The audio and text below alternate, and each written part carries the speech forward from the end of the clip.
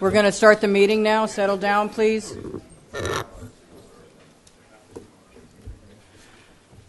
We're opening the meeting of July 11th at, 5:40. And present, we have a new member, David Callahan. Welcome. You got signed in, you got sworn in and all that stuff? Carl Borchard here, John Trudell, Joe Marklinger, myself, Linda Williams, Vice Chair, and Matt Lowell. We have staff, which is Leslie Snell and Catherine Ansero. Holly. And Holly. Where are you? Holly Backus over there. We don't know when Barry is coming. He's still at work, so we're going to try to go through everything but the special permit hearings tonight. We do have an agenda. Catherine, there was hold on a second. There was something else that was being withdrawn. That is under previous form. Yep. What, Glowacki? 6959. They're going to continue to the August. Oh, Pine Estates? Yes. Okay. That's going to August 8th. Anything coming over from tonight, unless otherwise stated, is going to August 8th. Anything else coming off? I believe there's something else that was withdrawn. Westmore Farm under previous. Going to September. Okay, Westmore Farms, 6 and 8 Westmore Farm Road. That's going to September. What's the date in September? No. Doesn't matter, it's not now, so we've got it for No, we're telling the public. Oh, okay. Anybody have any idea? I get out my little old flip phone and Oh, the tell you? August meeting? Yeah, September meeting. September. Oh, September meeting. Hold on. Oh, the September meeting. That's September 12th. Okay, and didn't somebody withdraw something? Walter Glowacki, 6 Perry Lane, Yeah. 2316. I believe that got withdrawn. Yeah, where is that one? That's good.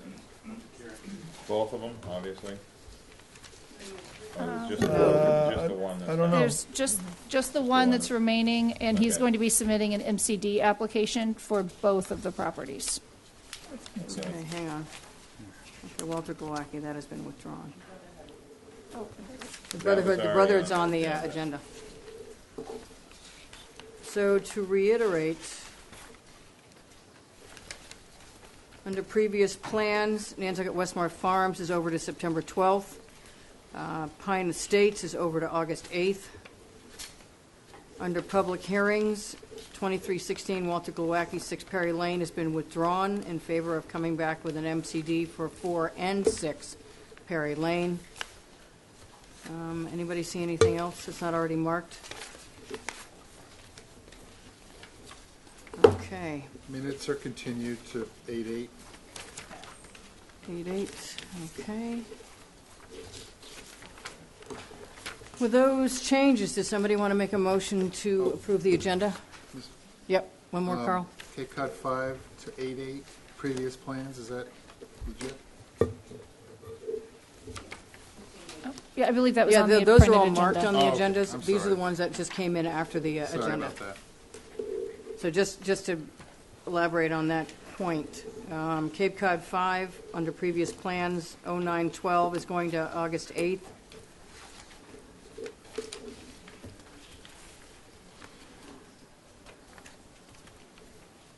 Under public hearings, Valero Road subdivision, 7716 is going to August 8th. Waterhouse 20 Sparks is going to August 8th. Brotherhood is withdrawn. We make those requests without prejudice. I'll make that motion. to Hold on, hold approve. on. No, I think that's it. Those are already on the agenda, I think we're good. Yeah, no, we're just telling you the public. Yeah. Okay, I think that's it. With those changes and the withdrawals allowed by, without prejudice, is that your motion? Yes. Is there a second? Second. Any further discussion? All those in favor? Aye. Okay, here we're ready to roll. As you say, the minutes are going off to August 8th, Catherine? Yes. Okay, we do have several A&Rs. Yeah, I can't vote on 2 of them. Which ones? 7993, Hold on, what's the name? 30 York Street, Dean Lampy, All right, and that is Joe. and 7995, 64 Wall Street. Okay, I can't sit on two of them myself, so we're going to take these one at a time. Okay. David, just for your edification, there are only a few things that alternates can be activated for. Leslie, I believe that's pretty much all special permits, and that's it. Correct. Okey-doke. Which are, So we're going to do trial by fire this evening. Okay, the first A&R up is 7987, Town of Nantucket, Henry Street. This is a reaffirmation of a vote we took at the last meeting, I believe. Holly? Okay. make that motion positive recommendation. I'll second. That's made a motion to endorse 7987 with a second by Joe. Any further discussion? All those in favor? Aye. Aye. Okay, the next one I cannot sit on, Nat, you chair. Yep. 7989, Eric Rosenberg and Michelle Cobb, 7 Gardner Street. I'll move to approve it. Is there a second? Second. All those in favor? Aye. Those opposed? Guys have it. Okay, 799029, Nonantum LLC, 29 Nonantum Avenue. There's no conflicts on this, Catherine. Somebody want to make a motion to endorse that? I'll make a motion to approve. I'll Okay. second it. John made the motion to endorse, and Joe seconded. Any further discussion? All those in favor? Aye. Aye. Okay. 7991, Matthew Sanford, 10 Academy Lane. Make a motion to endorse. Okay, Nat's made a motion to endorse. Is there a second? Yeah, I'll second. Joe seconded. Any further discussion? All those in favor? Aye. Okay. 7992, Town of Nantucket, Secretary Avenue. Make a motion to endorse. Nat's made a motion to endorse. Is there a second? I'll second. Joe seconded. All those in favor? Aye. Any Aye. further discussion? All those in favor? Aye. Okay. Turn the page. Joe's got a conflict on this one, 7993, Catherine. Dean Lampy, 30 York Street. Motion to endorse. Nat's made a motion to endorse. Is there a second? Second. Any further discussion? All those in favor? Aye. Aye. Okay, with one recusal. Rockwood Nominee Trust, 5 Mothball Way, 7994. Make a motion to endorse. I'll second. Okay, Nat's made a motion to endorse. Joe is seconded. Any further discussion? All those in favor? Aye. Aye. Okay. 7995, Joe is recusing. 64 Walsh Street. Motion to endorse. Nat's made a motion to endorse. Is there a second? Second. Any further discussion? All those in favor? Aye. Oh, no. Yes, and Joe is recused. I was recused. On which one? We already- 64 Walsh. Oh, we already I had him can't on sit that on one, 6 right. Lily, Nat chair. Yep. 7996, 6 Lily Street. I'll move to approve. Is there a second? Second. All those in favor? Aye. Aye. Those opposed? Unanimous. And one recusal. One recusal for Linda. Okay, 7997, Odakowski, 34A Walsh Street. I'll move to approve. Yeah. Joe's made a motion to Second. endorse. Nat seconded. Any further discussion? All those in favor? Aye. Aye. Okay. Irvin Holgate, 7998, 4 Lincoln Street in Sconset. Motion to endorse. I'll second. Okay, Nat's made a motion to endorse. Joe is seconded. Any further discussion? All those in favor? Aye. Okay. This one goes with it. 7999, Ialogo, whatever, 3 Sunset Ridge Lane, To Sconset. endorse.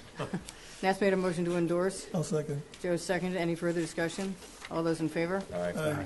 And just for the public's edification, we normally, under the law, don't allow comments on A&Rs. Normally, they're voted in a block, but because there's so many different conflicts, we took them one at a time. But normally, no comments are allowed on those. Second dwellings. Holly, do you have any comments about those? For all the reports. Just we need a revised plan. On which one? Do so? 9 capital. So you need a revised plan. Is that the only thing other than what the standard requirements are? So do you need to hold it? No. Okay. Hold on.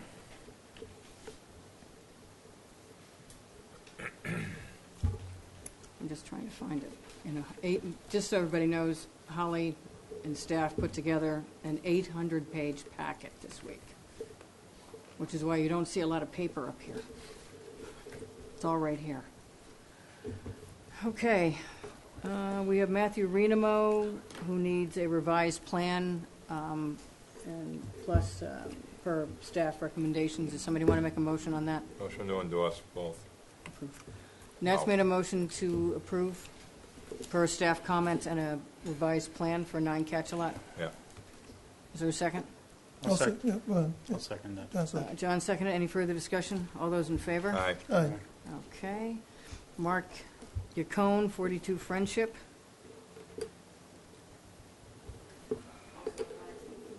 That's the standard. Somebody want to make a motion? Make a motion to approve. All right, Nat's made a motion to approve. Is there a second? I'll second John seconded. Any further discussion? All those in favor? Aye. it. Aye. Okay. I'm going to vote against it. Out of principle. Well, Okay. Yeah, I know. We've already had that policy discussion. Okay. All right, so Nat, myself, and John voted in favor. Joe voted against because of the plan. We got one withdrawn, Fair Street. Where are we? I mean, continued, rather. The 28 Dukes Road? Oh, Sharon Hubbard Yeah. continued to 8. All right, Sharon Hubbard, 28 Dukes Road, has been continued to August 8th. We do have Jonathan Featherstone Whitty, 69 Fairgrounds Road. Nothing new in there? Somebody want to make a motion to approve Whitty's? It's coming. It's just gonna take a few minutes. Anybody? I'll make a motion to approve. Okay, John's made a motion to Second. approve. Nat has seconded. Any further discussion? All those in favor? Aye. Aye. Aye. Oh, I hear that reluctantly coming out. Well, it was mercy. Okay, that was unanimous, Catherine. We're on to previous plans.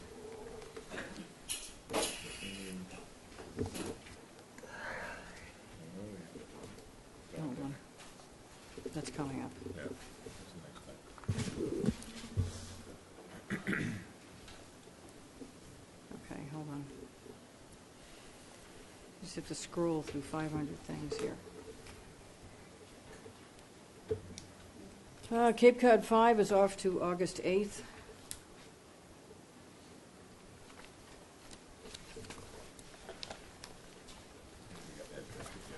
Yep, and we have Millie's subdivision. We have the, on your staff, on your We got a agendas, you new- have the previous staff report, and then you have an update. And Madam Chairman, I think we have an update to the update. We received revised plans today that included some concerns that were raised by the fire department, and that was just a minor outstanding item. So we recommend that the board re-endorse those plans. That's with change. the concrete curbing and changing the drainage from one lot to the other lot? Yes, correct. Okay. And the fire department wants some hydrants relocated. That was pretty much Okay. the extent of it. That's it?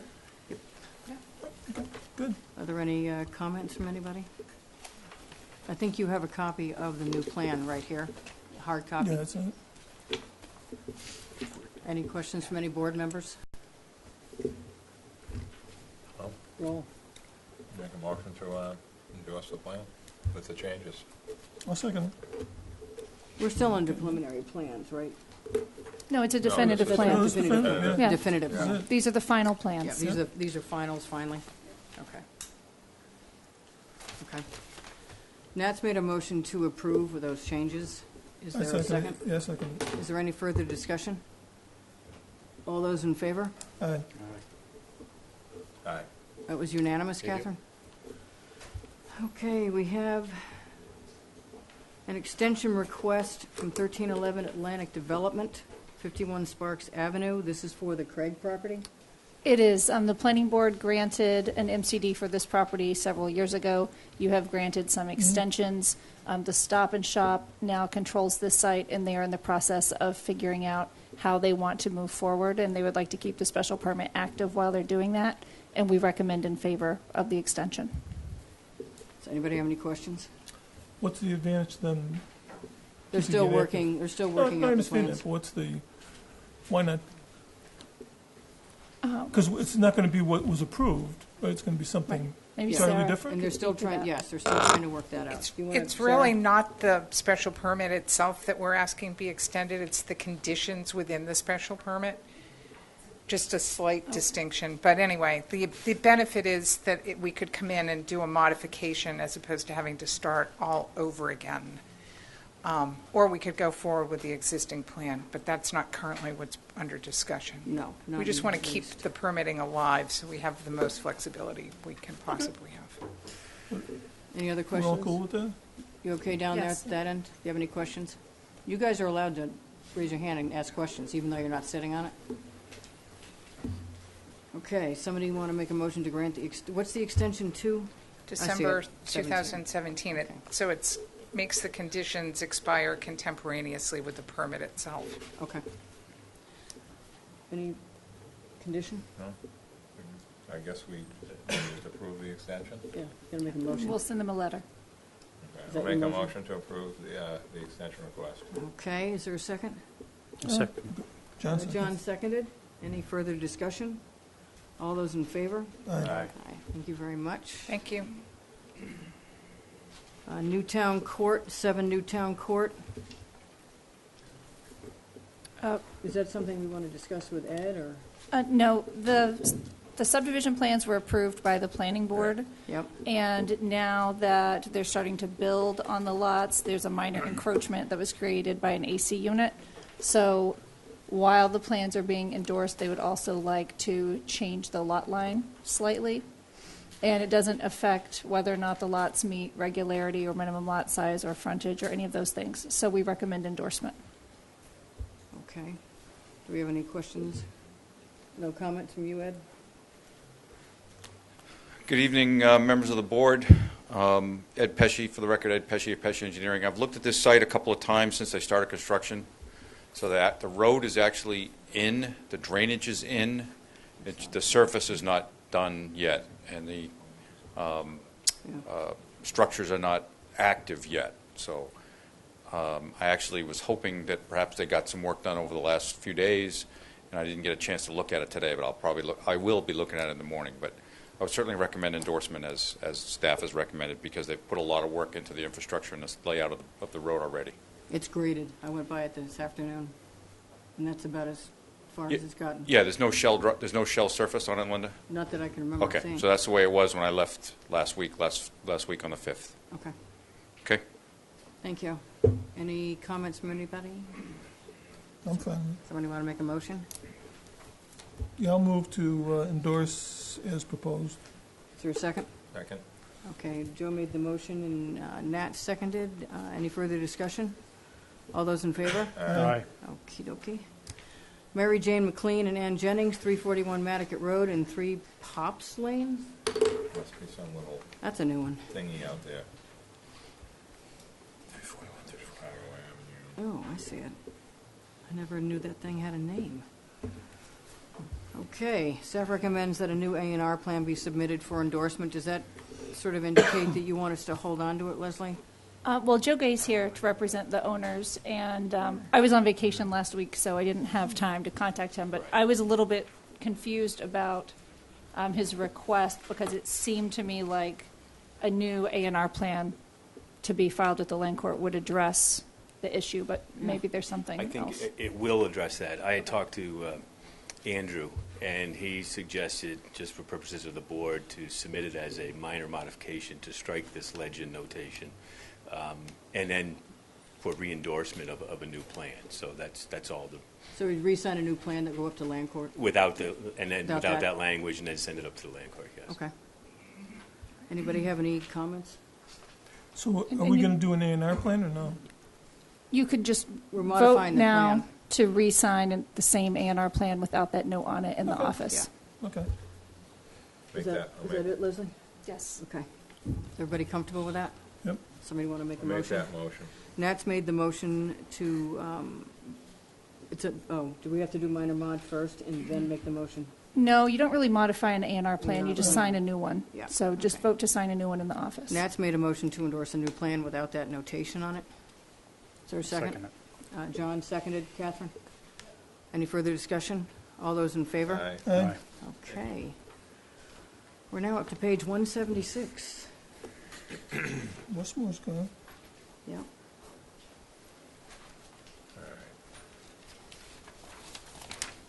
Okay.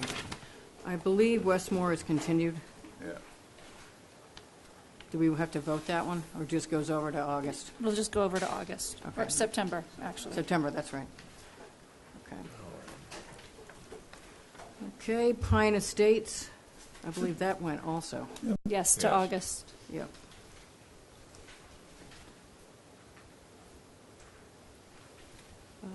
Gizeh, 5 Meadow Lane. There was a discussion of a condition that was placed on the original approval. Yeah, Madam Chairman, one of the sort of boilerplate conditions about grading the road was included on this application, but it's a paved road, so that doesn't apply.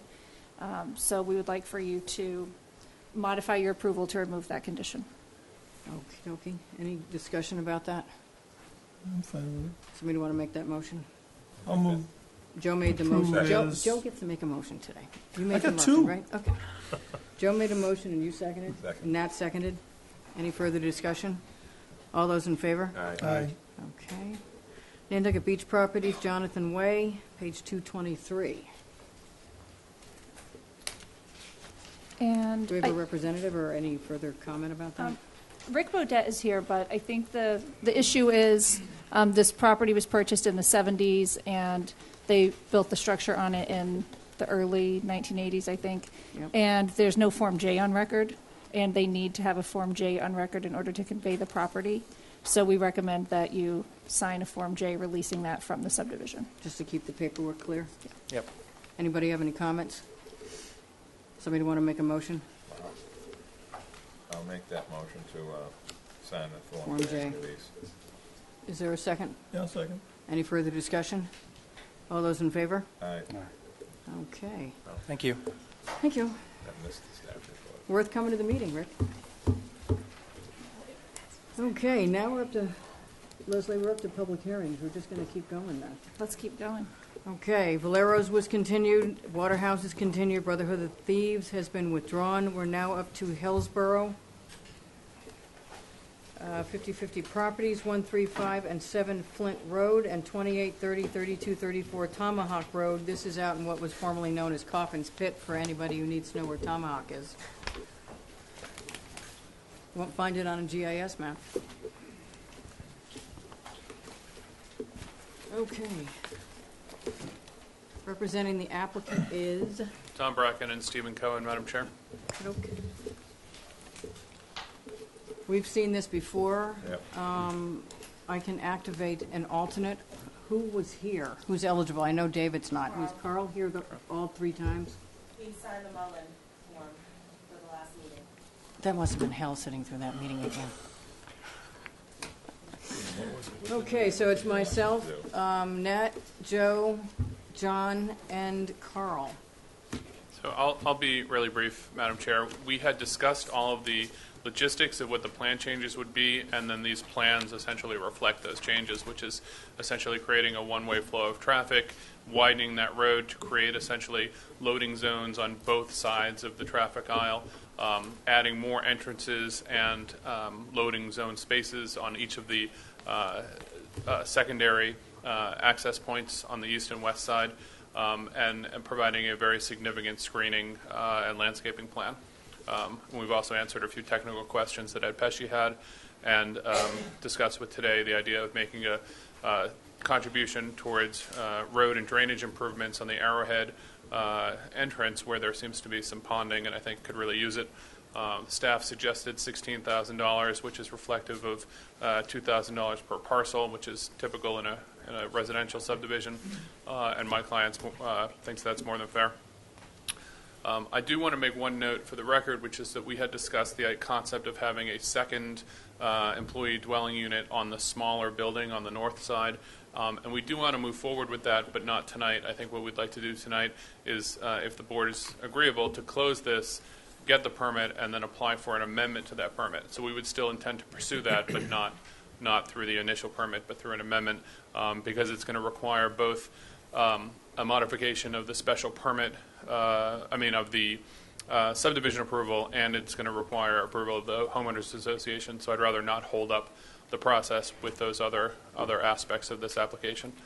So to the extent that there's anything in the file that says second dwelling or whatever, I just want to note for the record that we understand that that's not approved or applied for tonight.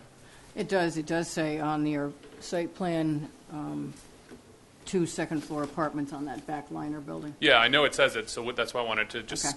provide into the record that we intend to apply for the amendment, but because the amendment is slightly more complicated, we'd rather get the MCD and come back. I know Ed talked about, was it curbing, Ed? And there were 2 things, one way in and out, I think some curbing. Yes, again, Madam Chair, members of the board. Mr. Cohen, let me just clarify. Did you say you responded?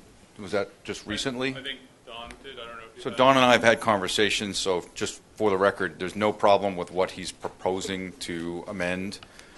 He's proposing to address every one of my comments that I gave you all last week. There are 4 main design comments. One overall comment that was in regards to the waivers for you to discuss, which I think is already taken care of. One was one-way signage. Just wanted to make sure there was the second one was a spot grade to be added on the west side of the building, or excuse me, on the left side of the building. What do we call it? West?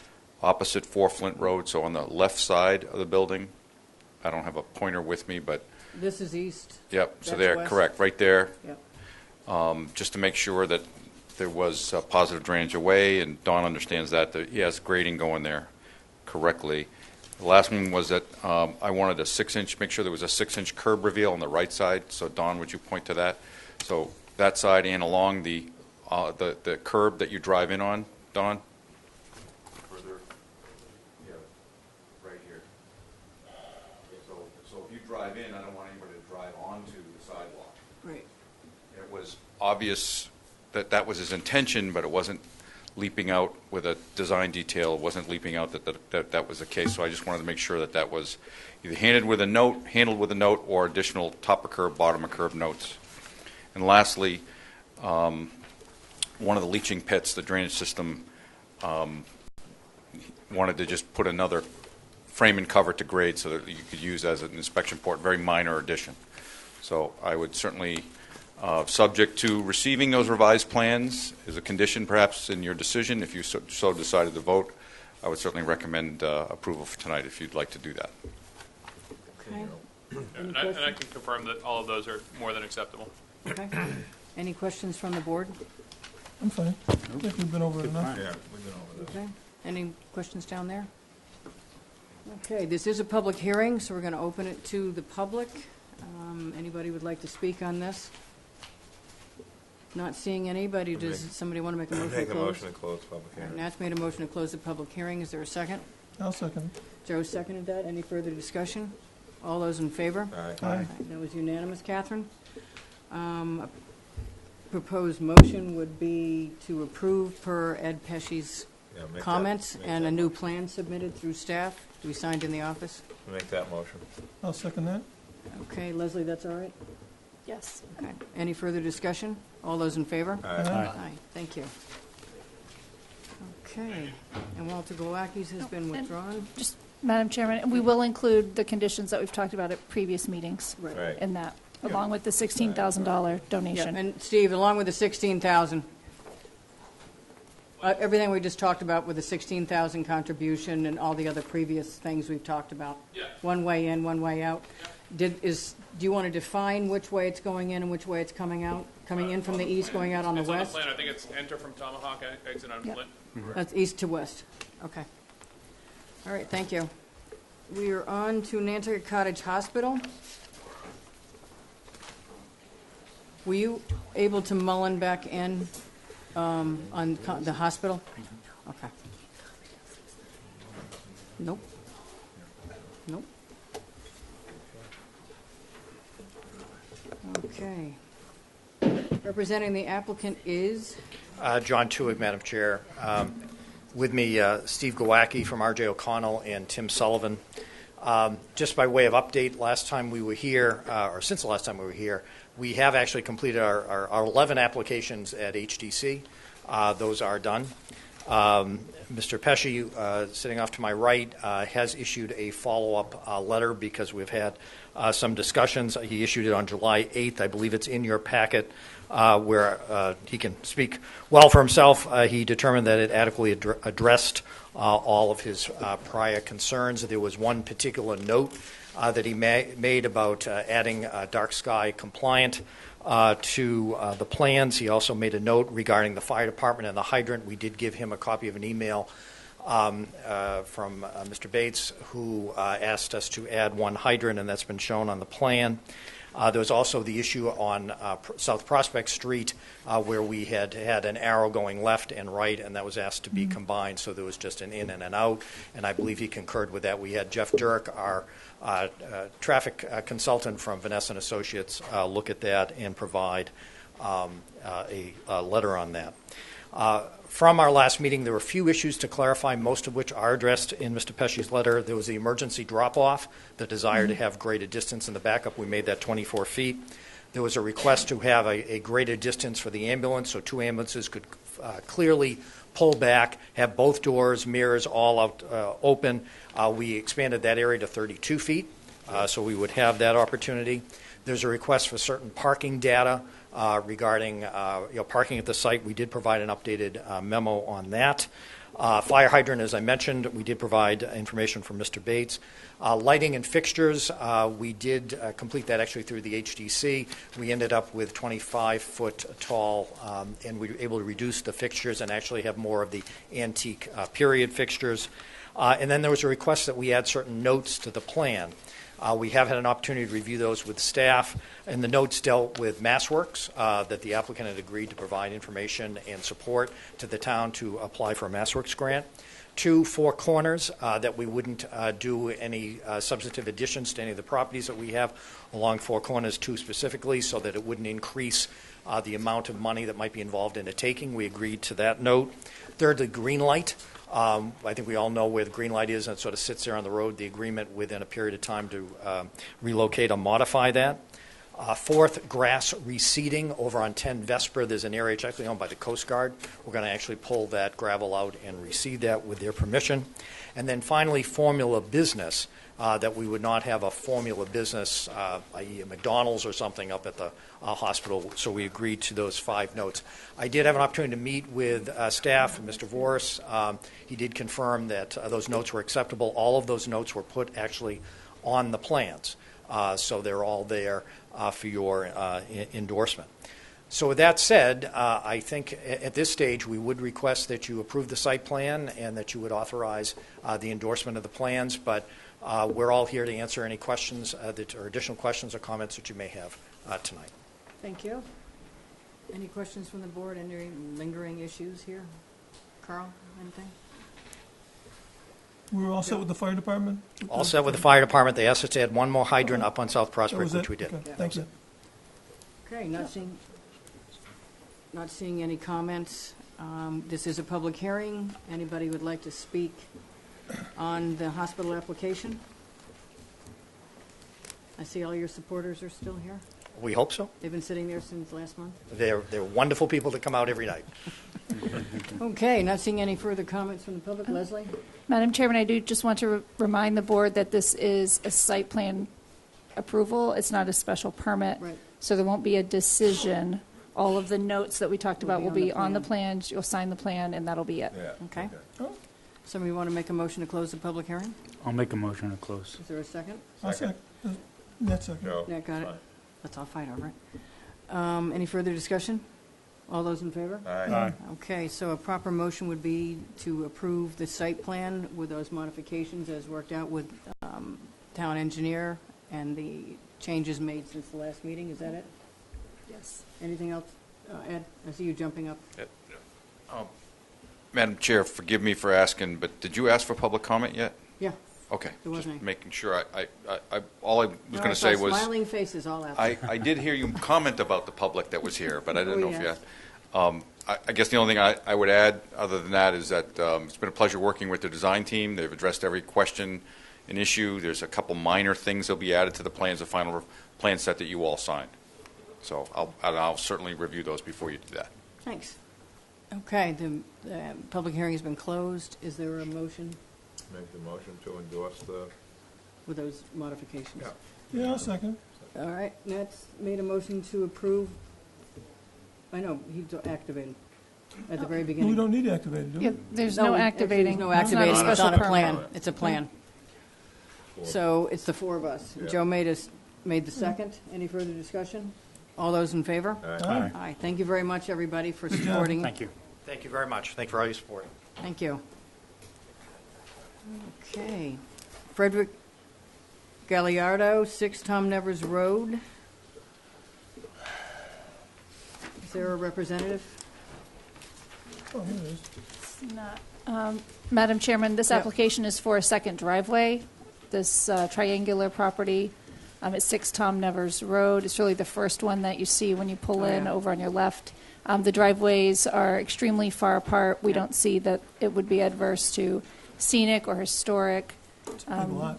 or traffic considerations. Yeah, So we they're- recommend approval. They're actually probably over 400 feet apart. Mhm.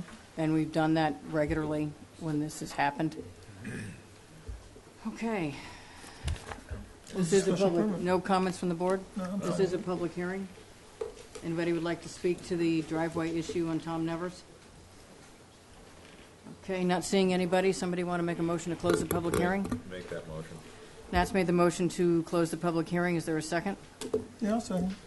Joe seconded. All those in favor? Aye. Aye. Okay, somebody want to make a motion to approve? Make a Leslie, motion. do you want to put conditions on here, just so we don't get carried away on the next two? That This the- will just have the standard conditions about the apron and the findings about it's not adverse to scenic or historic integrity or sound, one of traffic, the and issues safety is that they're considerations. Over 400 feet apart. Right. And you would, So we will should have- probably make note of that. Yep, that'll be in the findings. So will we Okay. have the apron as? Yeah, as it's we would required be to have all the required rest of for it. the And regular- each driveway will have to have its own turnaround. Yep. Great. Somebody want to make that motion? Make that motion. Nat I'll made a second. motion, Joe seconded. Any further discussion? All those in favor? Aye. Aye. Okey dokey. 3516. Just to was that the 4 regular Yes. board members? There it is. Oh, I can put Carl on that. That's okay. Carl, Next time. you missed your opportunity there. Speak up. Sea Cliff LLC, 142 Cliff Road. 144 and 142, right? Well, we got 142 and it's kind of confusing. We got 142, 144, and 146. And I Are you think, on this? I Good think, luck. 144 is the one in the middle, right? yeah, for edification. Yeah, the good one. 144 has no The one you should structure. approve. Rick, right? 144 is getting split between the two, or 144 No. has a cross easement No, on just- one part of it? Real quick, If you could could- we just discuss these two together? Because Yes. they're really Yeah, I think all that makes tied sense. together. It's just kind of confusing. Kind of Drove confusing up when you there. go up there. I did. Okay, so representing the applicant is, Rick Bodett for the applicant Seacliff LLC. Yeah, I actually can't sit on this one. okay, so, I've done some of the construction layout. all right, so Joe is recusing. I'm going to activate, come on aboard. So David Callahan and Carl are going to both sit. Okay. Jesse Brescher for 142 on this one, 142 Cliff Road LLC. And you're representing which one? I'm 144. I'm the one in the middle. And who's 146? That's also Jesse. Also me. All right, so you're 142 and 146, and you're 144 that has the easement going across it. Yeah, we've granted cross easements to each other. If you might, if there's the plan that we submitted, you might be able to describe where the easements lie. I looked at the plan this afternoon. So right here. Still, it wasn't easy. Yeah, no, it's not easy to see. So just to give you a brief description of this part of it for my client. This is my client's property at 144 Cliff Road. There is on the easterly side, on the right side driveway, the entrance or exit, I should say, that we're proposing. As it enters the property, that is 140. That's 142 Cliff Road. In other words, there's a small sliver of the neighbor's property that we have been granted an easement for. Rick, excuse me for just Sure. a second. Holly, if you put up the slide on page 336, I think that will show everything a little bit clearer. You might need the red pointer tonight. You can see it on the aerial. No, you gotta go to the But plan. it's a triangular piece. Yeah, there's a piece missing in the middle. It's on page 336 of the packet. Yeah, I didn't put it in the packet. Did you It's at the very end did you of this bring the packet. sketch? Is it the sketch? Is that what you're talking about? There we go. It's at the very end of all this. There it is. That one. There we go. Yes. That little triangular piece at the end of the driveway of 142. Right up a little bit, right there. That's technically part of 142. Oh, right, right. Which is why So- it's screwy. So we've been granted an easement over that for this access. We by we, We, mean my client. 144, 144. which has already been told she can't have a circular driveway, so this is the alternative. Right, by the HDC, Uh-huh. thank you. And likewise, if you, the highlighted yellow portion is slightly on 144's property, so we've granted a cross easement And I have a for that revised portion. plan. It just came in this afternoon. I apologize. It shows the location for 146.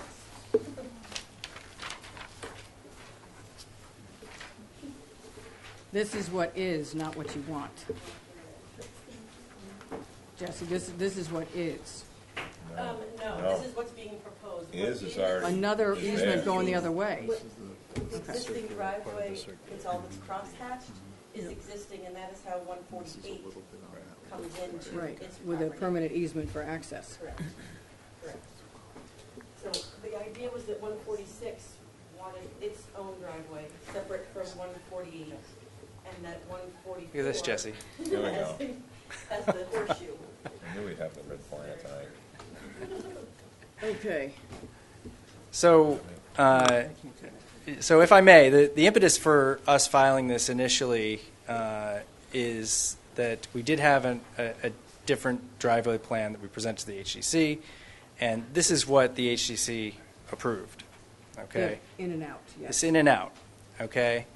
I did read the staff report, and I just want to be clear, and which mentions that have to have an on-site turnaround, that we're not allowed to be backing onto Cliff Road. And I just want to be clear that, first of all, there's an on-site turnaround there. Second, nobody should be backing onto Cliff Road. And most importantly, the whole purpose of this really prevents anyone from backing onto Cliff Road. I mean, at least as far as our property is concerned, I think Jesse will say the same. There's an on-site turnaround on each of these properties. The purpose of this, please don't misunderstand us, is not to back onto Cliff Road.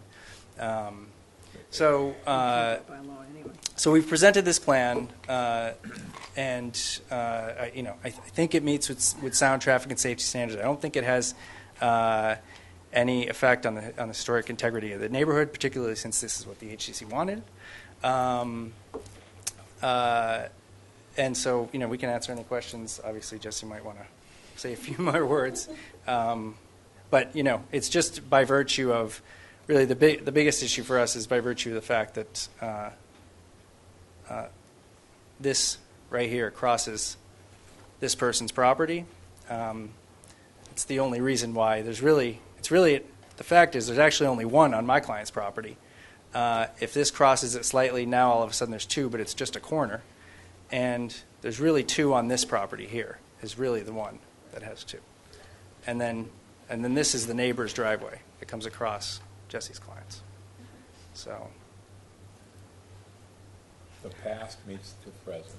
If we could undo some of these easements, I would love to, but this is what we're stuck with. Okay, you ready to roll? Yeah, a little bit. Go ahead. I drove up there today. Had to turn around, park again to figure out where I was. Call staff, figure out where I was. I think I know where I'm going in Nantucket. I could not figure this out, okay, because they already built the horseshoe. Yeah. Well, it's just there for construction purposes. I mean, when they, No. they just dug it out. It doesn't But, matter. Yeah. Who cares? They built it. It actually looks like it's been there for a long time, but it's a new construction site. I understand. So if this is approved what you want, how many curb cuts are there going to be, more or less than there is right now? There'll be one more than there are existing, because the only one that doesn't exist at the moment is the one in yellow, which is That- for 146. Everything else is already on the ground. Well, no, legally, there are Right. two. So we're going to as far as what eliminate, Matt saw. so we're going to get rid of the horseshoe thingy, No, right? no. No. They're adding the horseshoe thing. They're We're, entitled to one. we're seeking permission They're for adding the a horseshoe. second. We don't have permission for that. So you're asking to formalize what's already there for the horseshoe thingy, right? Yeah. So the other driveway that's to the left of 142, which is right next to it, is that going to stay or just move over, or what This- are we doing? this right here? That strip, Right. that's the only access that 142 has to get to. I that know, the house is way down back. That's why I couldn't figure Right. out what, okay. So, I mean, the expectation is that will So that remain- easement that they have with somebody to be on whoever's land, that stays, and that's just getting, So left alone. 144 has an easement to cross that triangular strip at the top. oh. That's what we're asking. So the That's- horseshoe thingy's got the easement. Yep. Yes. Okay. Yep. And then All right. in addition, 146, where the pointer is now, has an easement. They have the same kind of thing at the next Similar, one. that if we need to cross sort of that corner, top left corner of 144, 146 has the right to do that. Okay, How does so 146 get to their house right now? they have a long driveway. Do they both come off that easement that 148 is using? Legally, yes, that is Okay. how they would access. Because that's what they have, property. both properties have legal rights to use the hash mark. Yes. That's why I want to be Right, clear. Now I see what. Yes. They're adding another driveway onto Yeah. 146. Right. So that they don't have to share it. Yes, it would be for the sole use of 146. Okay, now it's clear. So, the first part, speaking just for me right now, I had no problem with the horseshoey thing and the existing long thing, because there isn't anything, and that's great, okay? But curb cuts on Cliff Road, I mean, you saw what happened with the Shady Lane mess, right? That they wouldn't let access, and we had all these crazy cuts for nothing. It's crazy, all right? And they think that's our fault, you know what I mean?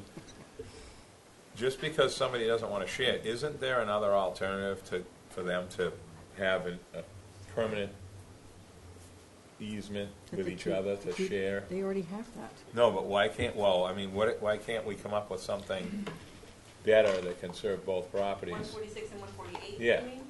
That's the only way to do it. I mean, if this is just because somebody doesn't want something just because versus, that's different than a real problem. You know what I'm saying? Right. That's how I feel about it. We had this happen on Willard Street last year. A complete nightmare over this little piddly parking space. That's why I go look at these. Because these are like more complicated than a special permit for the hospital. Seriously. It's crazy. So they all have the unique characteristic issue. You know what I mean? So I know there's two applications. I actually don't even know what is what. I just have no issue with anything until we get to the other one. For 146. Yeah. Right. I personally think there should be something worked out for some kind of shared better, in my opinion. But it's just They me. have to move the easement. Right. I mean, are they not getting efficiency of the land use and future development? I mean, it has to have something to do with all I that. think it's primarily that from an appearance from the road standpoint, it should look like each property Has its is own. thing. It's like 95 and 93 have a share. I mean, there's It's all over beautiful. the Two mailboxes. Okay. It's lovely. You Just go stick up to- and go poof, and it Stick works. to this. But certainly their preference would be that each have their own. Quite frankly, again, Mr. Cohen believes represents the owner of 148, and he may be able to speak to this as well, but I think the owner of 148 would certainly love not to have the owners of 146 driving by the construction vehicles of 146 driving that close to his house. But again, that's a preference, but that's sort of part of this as well. Okay, Right. moving on. Okay, you're not on this, right? Well, I've been out to the site. quite familiar with it. Didn't you recuse No, from you- this? that I'm was a recused, different I'm one. recused, Oh, no. You cannot speak at all if you're recused. Okay, well, I just said I wasn't gonna speak, that's Don't all. roll away. John? I actually just have a problem with the horseshoe. Just being close to the 142, they're adding another driveway into there to give 2 curb cuts. So where Nat doesn't have a problem with the yellow, or has a problem with the yellow, I don't have that.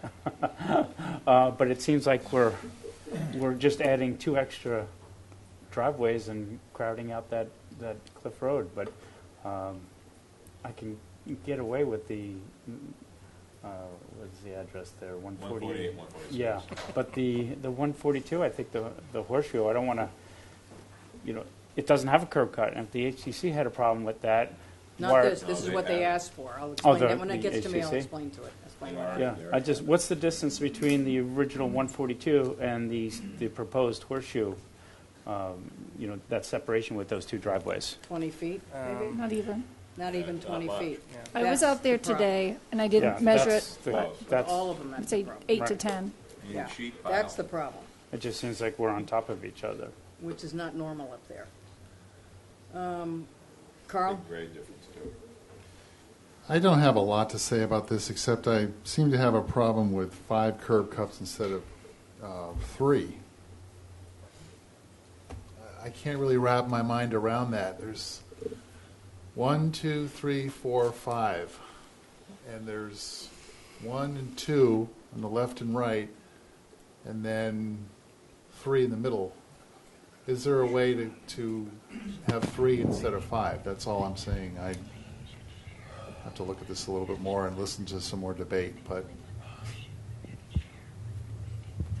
perhaps if the far left for 148 cut in before the house into, there was a shared driveway, that would work, instead of the yellow going all the way out. I'm just having a problem with 5 curb cuts instead of 3. Thank you. David? I have the same problem. Make sure you speak into the microphone. I have the same problem. I don't like the horseshoe. I think that creates too much. They've got enough room to make a turnaround there. They already have one.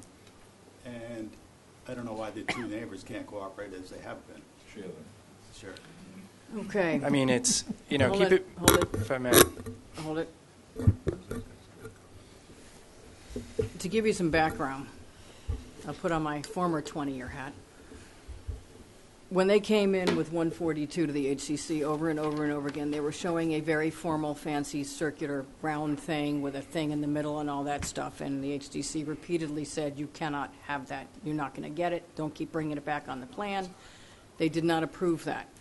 What the HDC said after going up there for a site visit and looking at some of the other half-rounds that are up there with the house, in that particular location, and the grade changes significantly behind the house, was that if they came in, screened it, and came out, and made it very narrow coming around with the back end there, that they preferred that than this fancy foo-foo round thing in front of that house in a relatively rural setting. So the HDC did approve the horseshoe. Where I'm having a big problem, which is why staff has recommended denial on both of these applications, is the horseshoe. I don't know if there's a way to configure that horseshoe so they continue to share the one easement of one, whatever this long one is going into the back. Okay? So that would reduce one curb cut anyway, because that curb cut's already there. They would end up with the one on the left, which they're sort of entitled to. The other problem I have is running this long driveway. If you look at the aerials, and you have to go back to page 318 somewhere, the driveways on that side of Cliff Road are really far apart, normally, because the lots are fairly sizable up there, or they're more square than narrow and long rectangles. This is a subdivided lot, which is where you get this vacant lot right here, which is what, 144? That's 146. 146. And so the lots are very narrow and very long, and the ownership is split, which means everybody wants their own driveway now, which wasn't an issue when none of this was subdivided and they were much larger lots. So if you want to go back to the one with the yellow driveway on it, which is way down there. There you go. I'm having a problem with the 8-foot separation here, which is atypical up there. And I'm having a problem with probably a 12 to 15 foot separation up there. That's 20. Yeah, 20? 21 and 39. No, not That's, this. that's 39. That's 39 and that's 20? 21. This Okay. is shorter. So it's 1, 2, 3, 4, 5. I agree with Carl. 5 is excessive. Right.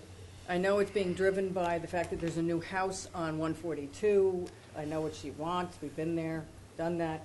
And then you have all of this, separating ownership and things like that. So now we've got, 4 or 5 owners where we didn't have that before, and everybody wants their own driveway. And nobody likes easements, especially when it comes down to access. I'm wondering if it makes sense to get that easement sort of more lined up, Which one are you talking about? the hash mark, and get rid of the yellow and figure out how those two are going to share it and make it a little bit more regularized, because right now it goes from there to there to there. It's tough. But I'm having trouble with the distances. I don't have any trouble with the horseshoe because that was the only thing they were going to get approved at the HDC, because the alternative was not happening. And there are some down further on this side, and there's a couple across the street down further towards Westmore. But that's too many curb cuts in a very short distance, in a very rural, and a very high-speed location. They're really booking it when they come off that water tower. Madam Chair? Yeah. A couple of things. I mean, no more cars are going to be coming out of these lots than they already have now, irrespective of whether there's 3, 2, or 5 driveways. And more importantly here, I hear what you're saying about the 5 driveways, and it's too many. But let's remember, 1, 2, 3, there are 4 lots here, and there are 5 driveways. So it's not really that excessive. We're really asking for 1 additional curb cut. And obviously, if we could all go back in time, this guy would be gone and would have used his own driveway, or, it would have been subdivided a different way, or moved the driveway in the subdivided. That didn't happen, obviously. So, and this little quirk right here, has to do with the fact that that's someone else's property. That's where they get their frontage. That's why that's there. Right. So, some of this is just kind of part of the past and something we're left with to deal with. I understand your concerns, but this isn't a matter of packing 5 driveways on 3 lots. It's actually 5 driveways on 4 lots. So really, we're only asking for 1 extra driveway here, even though we have 2 applications and they're a bit close together. Leslie? All right. Thank you, Weigh Madam in. Chairman. The reason why staff recommended against both of these applications is because the finding that the planning board is supposed to make is that the driveways aren't contrary to sound traffic or safety considerations. And in this particular case, this is a stretch of Cliff Road where the vehicular speed is much higher than, say, closer into town. The sight distance isn't as good as other locations, and these driveways are all very close together. If we were talking about 5 driveways on 4 lots, it might be different if the driveway for 48 were further over on lot 48 and not, slid over onto lot 46. So the 2 driveways on lot 46 are fairly close together. Then you have the driveway on 144. And then the other part of the horseshoe, which is on 142, is extremely close to the existing driveway on 142. I mean, if those could be combined in some way so that the horseshoe goes into the lot or into the driveway on 142, then, they could have the horseshoe configuration and it wouldn't cause the concern that we have. And then as far as lot 144 and 146, or 146 and 148, I'm now getting them all mixed up. The driveway outlined in yellow, they haven't really provided a good reason for why they can't just combine that into the existing driveway easement that's already on that lot. This is an area where these are large lots, and we're talking about a lot of driveways in very close proximity in an area that's uncharacteristic. That's what I said, move the hash mark to the left and then try to regularize the thing. Not wasting dirt. I know we're forcing you into an easement relationship for access with neighbors, which We're don't already waist deep necessarily into aren't one, the yeah. same people that they used to be. Part of that too is that there's an owner in back, Yeah, 142. no, 150, that also has limited rights in this easement. So it's not just a matter of 148 and 146 agreeing. We've got to involve 150, and God only knows. Is 150 this one right there? It's Because back. we don't have it. We can don't see have where it. it It's splits back there. into- Yeah, it splits, it's back into the All left. right, we should probably get a better picture of the whole If thing. they don't use it for access right now, but legally they have the right to, so it's, Do they have their own driveway from something else? they do currently, but so it's, and I think that was the original owner who subdivided the property to create these lots, and reserved. So it's, Oh, I know how far back we go. There's Hickory Meadow, but it's down at the bottom. Yeah, and the MSPCA is right here. Yeah. Okay, well, I don't think we're going to solve it here at the moment. So we'll open the public hearing if there's no more comments from the board at the moment. This is a public hearing. If anybody would like to speak on this matter, please come on up to the microphone. Okay, so I fully Smiles expect all us to around. continue this to August 8th, perhaps? Yeah, I guess we'll continue both matters to August 8th if Okay. board allows. You come in and sit down with staff at some point and figure out maybe. Yeah, I mean, if it's a another matter of alternative. easements, it's a matter of us figuring that out between ourselves. We don't need to waste the staff's time. And I have slid over to the other camp on the horseshoes going into 142. So you'd actually be able to Combine go. those. The people with the horseshoe now would actually get a big, huge benefit. They'd be able to still come in two different ways, never have to worry about backing up. They could actually make another little parking space as well. They, a little like they have on the other side. I mean, and we haven't even talked about water. Let's you know what I not. mean? And all of that. So I mean, it makes sense to try to fix this if there's a way to do it. You know. Okay. So. Anyway. Does somebody want to make a motion to put this over to August 8th? I'll make a motion. Second. And David seconded. Oh. Any further Okay. discussion? It's a special permit. I forgot. All those in favor? Aye. Aye. Okay, thank you. Thank you. Okay, In Partners Regatta LLC, 78 Center Street. Oh. Madam Chairman, I just, real quick before we start the public hearing, there was an error in the legal ad for this, so you won't be able to close the hearing tonight. It was minor, but it still needs to be corrected. So Oh, we have to. this is the hotel. So we have to continue Yeah. till August because of that. Oh. We can go forward with the hearing on this, right? Yes. Okay. Okay.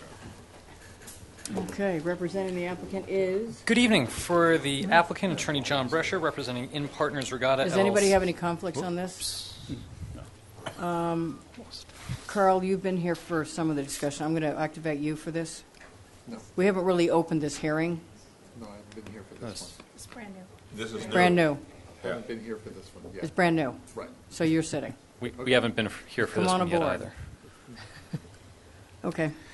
For the owner applicant, Attorney John Brescher, we are before you this evening for special permit relief under zoning bylaws section 13930 for uses allowed by special permit. Specifically, we're requesting special permit relief for a transient residential facility use. The Regatta Inn Guest House has been continuously in use since before the adoption of the zoning bylaw. However, and it's a grandfathered use. It has never received any planning or zoning board of appeals relief. Pursuant to, under the definitions of transient residential facilities, they are allowed by special permit in the ROH if the locus is within a quarter mile of the CDT, which in this case it is. Therefore, we are looking for special permit release as a commercial use under the for the planning board.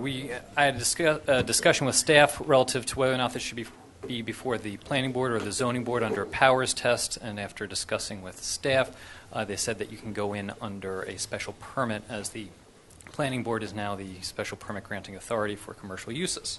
So in addition to that use, we're also requesting relief under 13933A relative to expanding the pre-existing non-conforming structure. There will be two additions, one of 168 square feet, one of 653 square feet.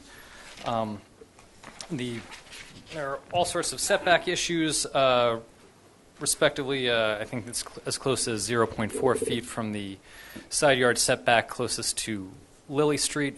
The proposed addition will be no closer to the lot lines than the existing structures. Let's see. We are also requesting parking relief, in as much as there is no parking waiver granted and there is one spot provided. So we are requesting a waiver of 17 parking spaces. Under 13918B, the parking requirement for a rooming, lodging, or guest house is 3 spaces plus 1 space for every rental unit over 2. In this instance, there are 16 rental units, so 18 spaces would be are required, and only 1 is provided. I have with me Matt McEachern and Don Bracken and the owner to answer any additional questions. We're also requesting minor site plan review, pursuant to 13923B. I just have a technical question.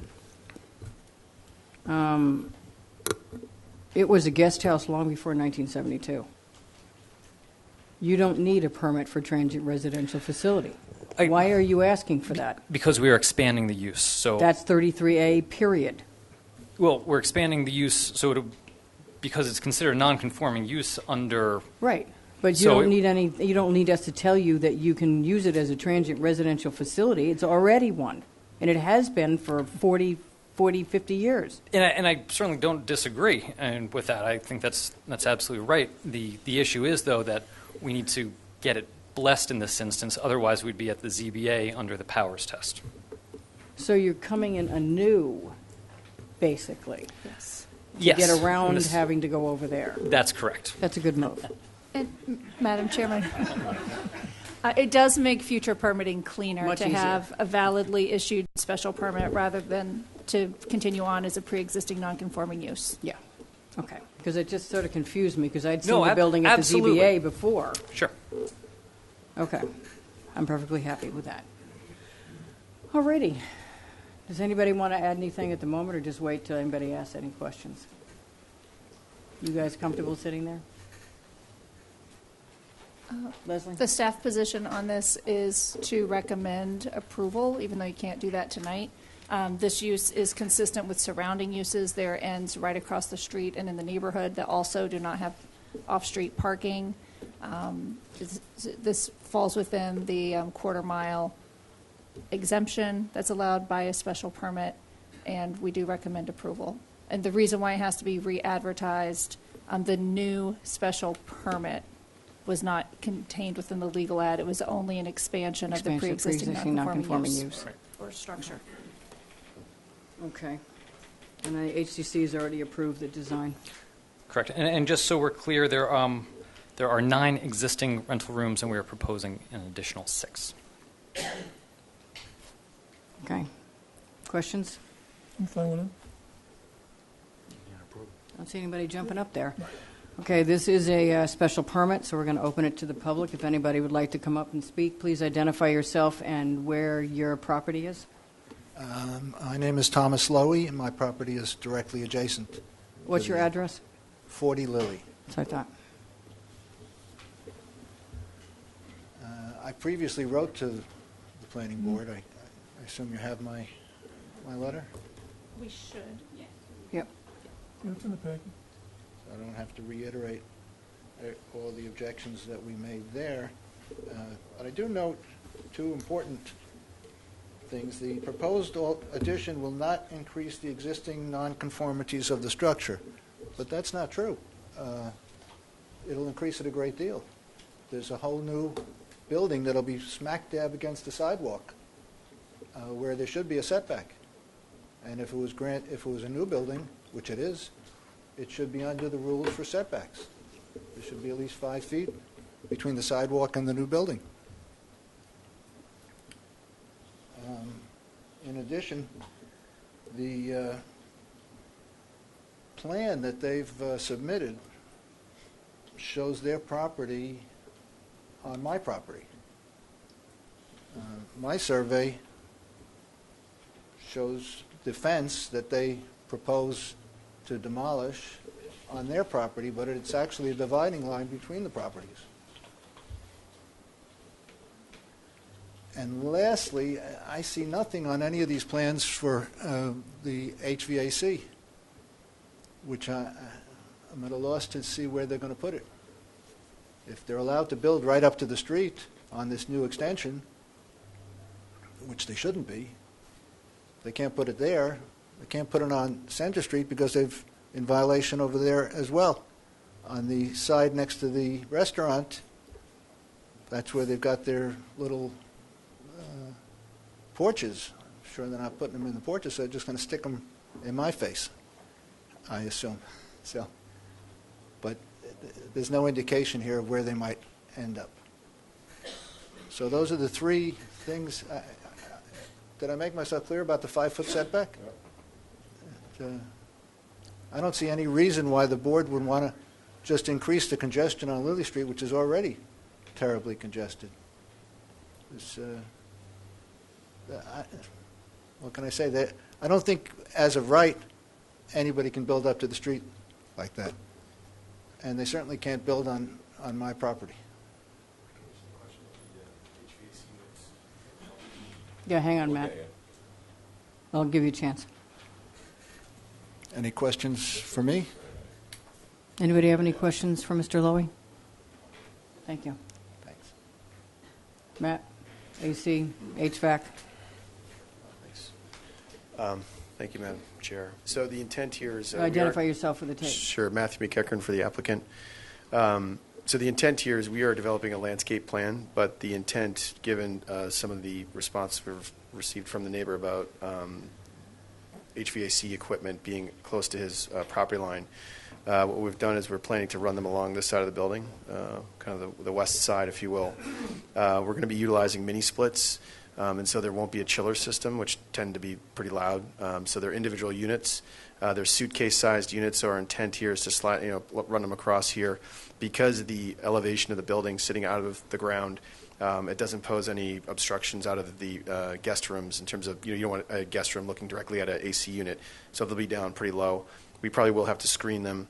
It may require shifting this stairwell over slightly, but I don't anticipate any blowback from the HDC. I wouldn't, but again, it's a slight shift. If it moved at all, it'd probably be about a foot. But that isn't the intent. We would not put them along the southern side here in deference to the abutting property. You haven't gone to the HDC for a hardscape plan? No, we have not. Okay, and that's hard. That's going to be part of your hardscape plan? That typically is part of our landscape plan, correct? Okay.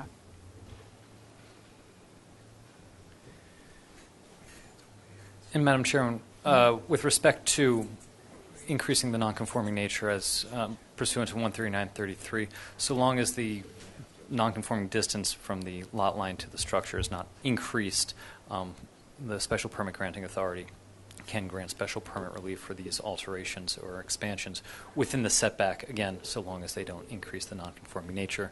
In other words, that they are not any closer to the lot line than the existing structure. Did you understand that? Hold on. If you have an existing structure that's already in the setback, by special permit, you can continue to construct in the setback by special permit only. No. The existing inn is basically at zero setback, which means that they can get a special permit to put an addition on or a small addition or whatever, as close as the original building by special permit, because it's already non-conforming as to setback. So any new additions don't have to meet the 5-foot setback, but if they want a special permit to get him back into the 5-foot setback, which is what they're here for, that's what they can ask for. Well, that's what we have to decide. But it is quite a common special permit to be granted by both boards in the old historic district, because so many structures are all over the 5-foot setback and way past 50%, and the lots are way under 5,000 square feet. So we see these kinds of applications both here and at the ZBA all the time. It's sort of a standard thing. Leslie? Madam Chairman, the finding that the board has to make is that the extension of the nonconformity is not substantially more detrimental to the neighborhood than the existing nonconformity. So that's the finding that you'd have to make.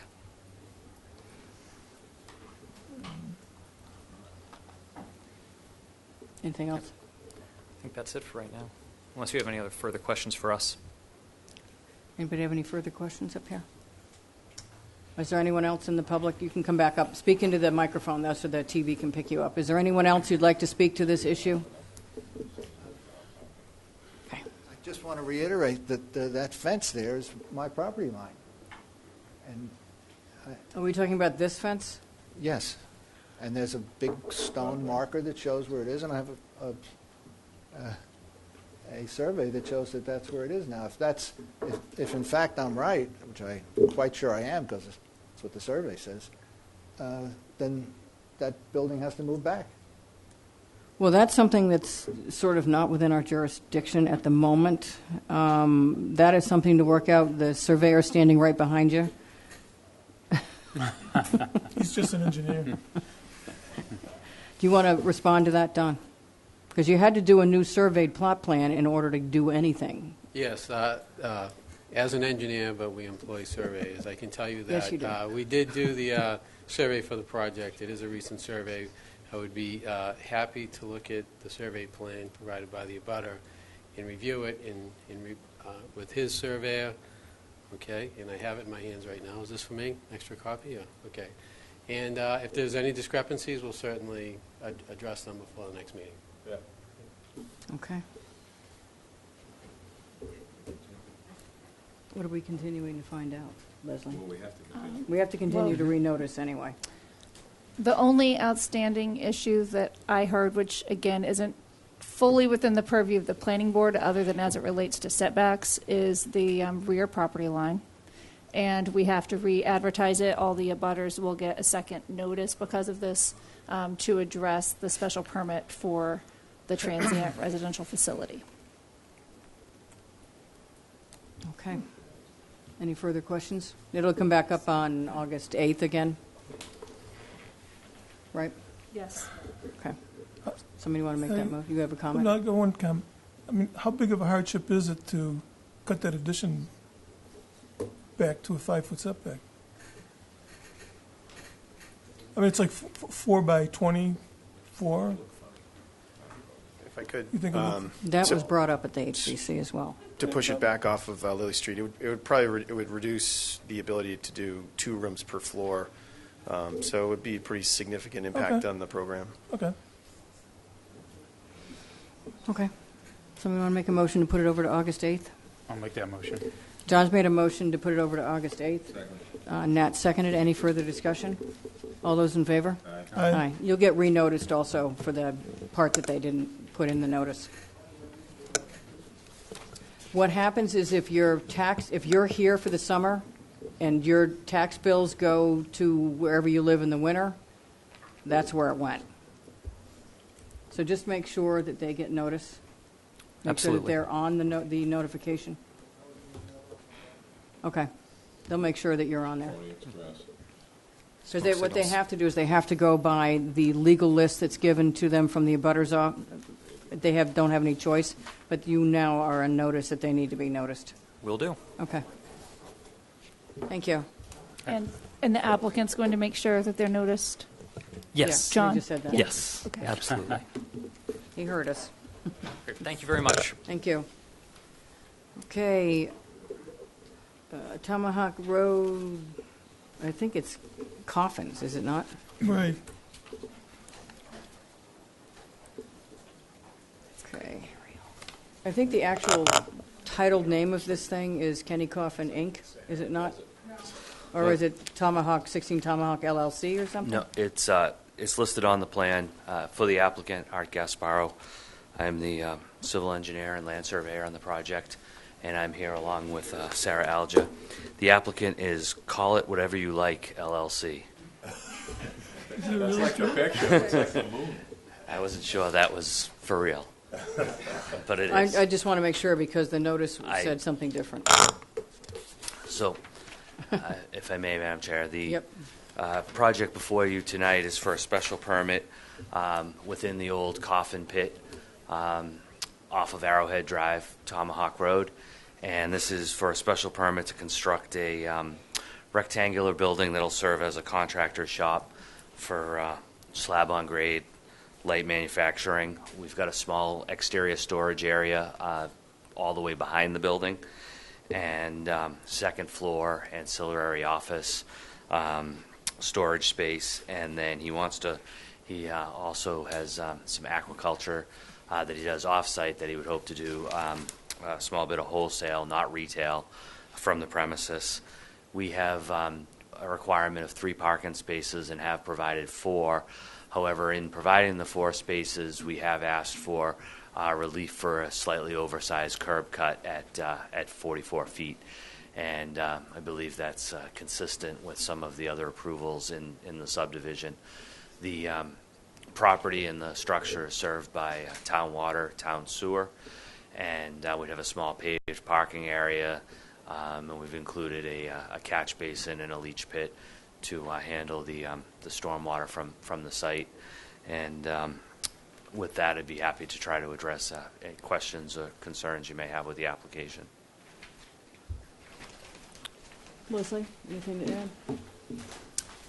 I don't have any concerns, but I do think the board should talk about the width of that driveway cut and whether or not that's acceptable. The board did approve a similar driveway cut for 1 or 2 properties at the last meeting for the insulation person. Yeah. Yep. So that is something you should have a discussion about because it is something that you have to grant a waiver for under the special permit. Okay, And again, Holly? that's the same finding about there's no adverse traffic or safety impact, and it's not contrary to scenic or historic integrity, which I think you can make all of those findings. I think the horse left that barn out there, and it was still the pit. Holly, anything to add? Okay. I'd like to add, I just have a question. Yeah. Is there any designated area for dumpsters or things as a contractor shop? Is that going to I take think up? that would be incorporated into the exterior storage in the back. So that's why we've shown that would be, storage and Okay. whatever else he might have. And Is then that- open space on the sides of the building. How big is, what's the footprint of the building? The footprint is, it's 31 by 76, so 2356 And your square feet. exterior storage is what, about 300 square feet? Yeah, maybe 360. Okay. Again, he has 2 floors, so he'll have quite a bit of interior storage, 2,300 feet as well. So it's not a pole barn then, it's got second floor? No, it's the second floor, that's Second floor, correct. okay. Okay. Any other questions? Carl? How are you accessing the exterior storage? Just a road down the side of the building? Yeah, just a walking path, and what we've talked about would just be a grass strip. I'm going to activate David for this one. Okay, my question would be, if the dumpsters... David, speak right into it, though. If the dumpsters are behind the building, how are you pulling them out of there? Again, I don't know that it'll have necessarily dumpsters as perhaps, trash barrels, or also he may decide to store the stuff inside. But I think essentially there's not a lot of other space on the property itself anyway. So it's, and it's not like a dumpster is going to fit in the 5.3 feet on the side strip. And this one's already been approved by the HDC, if I recall. I don't believe so. No, I And this haven't. one I hasn't don't come in? believe that he's developed full architectural plans yet. Okay. So this isn't Kenny's building? No, Okay, because we already approved one for him. no. Okay. Any other questions? I'm good. Do we have to waive, Leslie, the open space? Is that part of what's in here? I don't see that. They didn't request it. No, and you'll see one of the notes on the lower left side of the plan, we actually managed to get 25%, and with the recent change down to 20%, we meet the open space. Okay. Ed, have you seen this one? You've seen just about every piece of property in there. Well, again, for the record, Ed Pesci of Pesci Engineering, representing the board. Madam Chair, I have not seen this one, nor would I normally, under minor site plan review, staff would look at it, although staff has repeatedly been pretty good about asking me questions about these types of things. The reason I jumped up to just speak is I want to remind the board, if for instance, another one of these comes forward, Art certainly heard this from me before, but another one comes forward, this neighborhood, the Arrowhead Drive subdivision, was designed, the drainage system was designed, so that 50% of the lot area would be considered to donate to the road, perhaps, that 50% of the lot area wouldn't by putting drainage on the property for roof drains or area drains for the parking and access.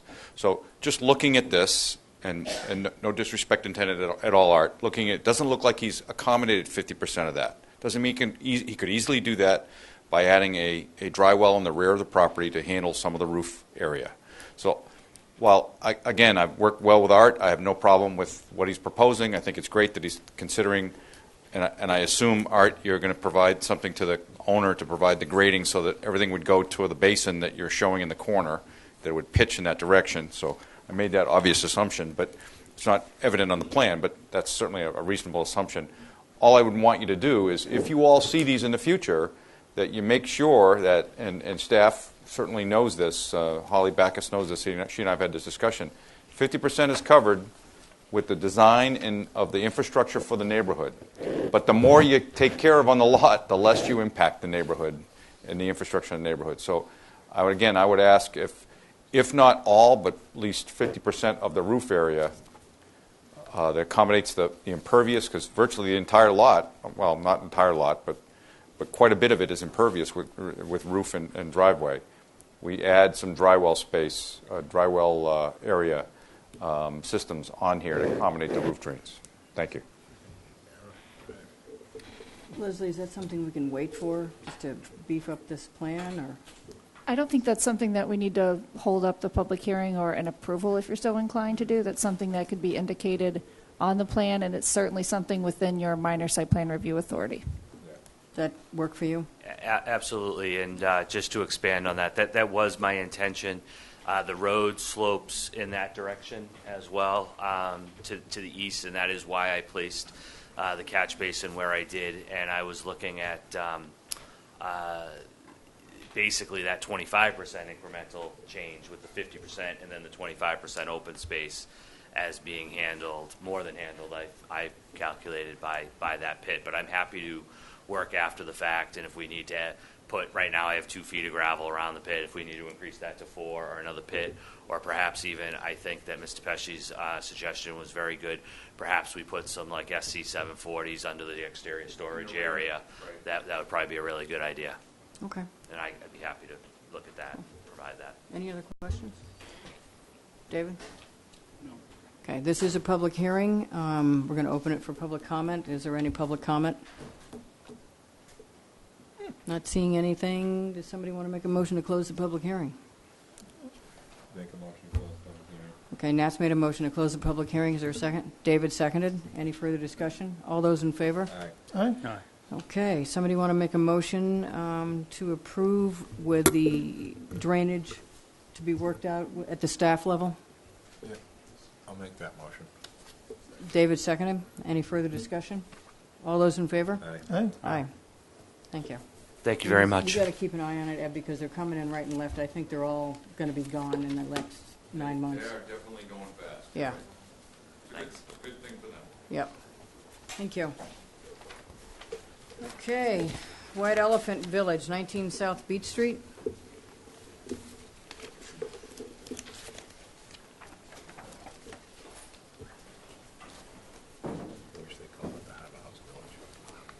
Yeah, it's still going to be the Harbor House Village meeting forever. Forever. Yeah.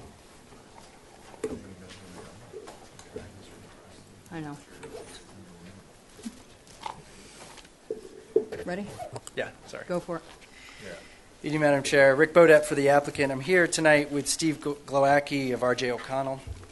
John Tuig, Tim Sullivan are also here with us tonight as well. The property, as many of you know, is the White Elephant Hotel Residences. This is the old Harbor House. We submitted a lot of information.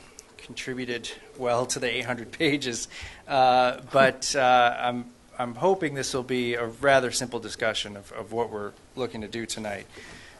Just to refresh some of your recollections and some people who were not on the board at the time, this entire property that you see highlighted there is subject to a special permit that was granted by the board in early 2006, filed in 2005.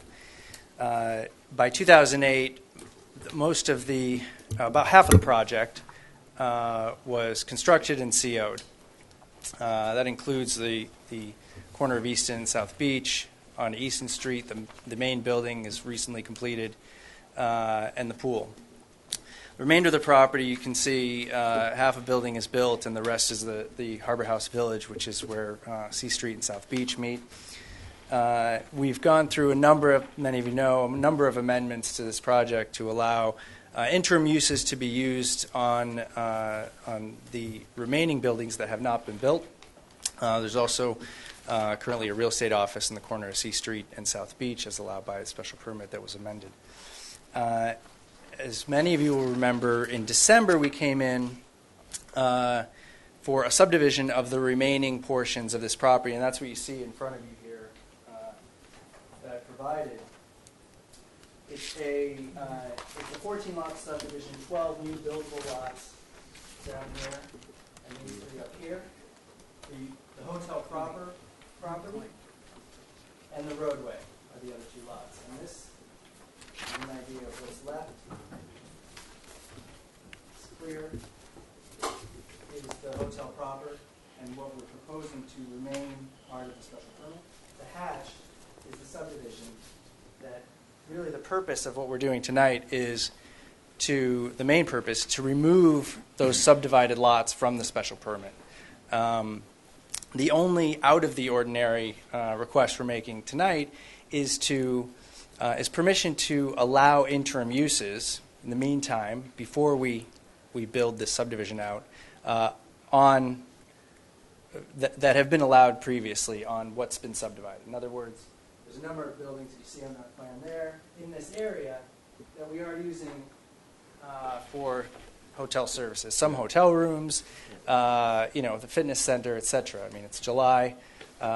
We can't ask to remove them completely tonight. We still need to use those for a while, and we're not exactly sure when we're going to build out this subdivision. But I have talked to staff a little bit about this request, and we feel it could be a triggering event that perhaps releases these lots from the subdivision permanently, perhaps building a subdivision road or pulling permits on the subdivided lots. We also can probably set a date certain a couple of years down the line, by which time these subdivided lots are completely released from the MCD special permit. In addition, what we're seeking to do today is waive some of the parking as well. Initially, this special permit allowed 98 guest suites. We were providing 75 parking spaces for those guest suites. Right now, we have 45 guest suites, and that's the way it's going to remain. We're proposing 20 parking spaces for those 45 guest suites. You do have an updated parking memorandum from Van Ness Associates that we've submitted. In that parking memorandum, you'll note that the applicant themselves did their own parking study in 2015. I think they reviewed the parking on the premises 439 times. Only 4 times did they go over 20 spaces, and the maximum number of spaces used was 22. So 4 times between 21 and 22 spaces we used. Otherwise, the average was about 12 spaces. So we are seeking additional waivers, and we'd like the parking to remain at 20 spaces. We've also submitted a stormwater report from Sanborn Head. Steve can go over any of that if you like.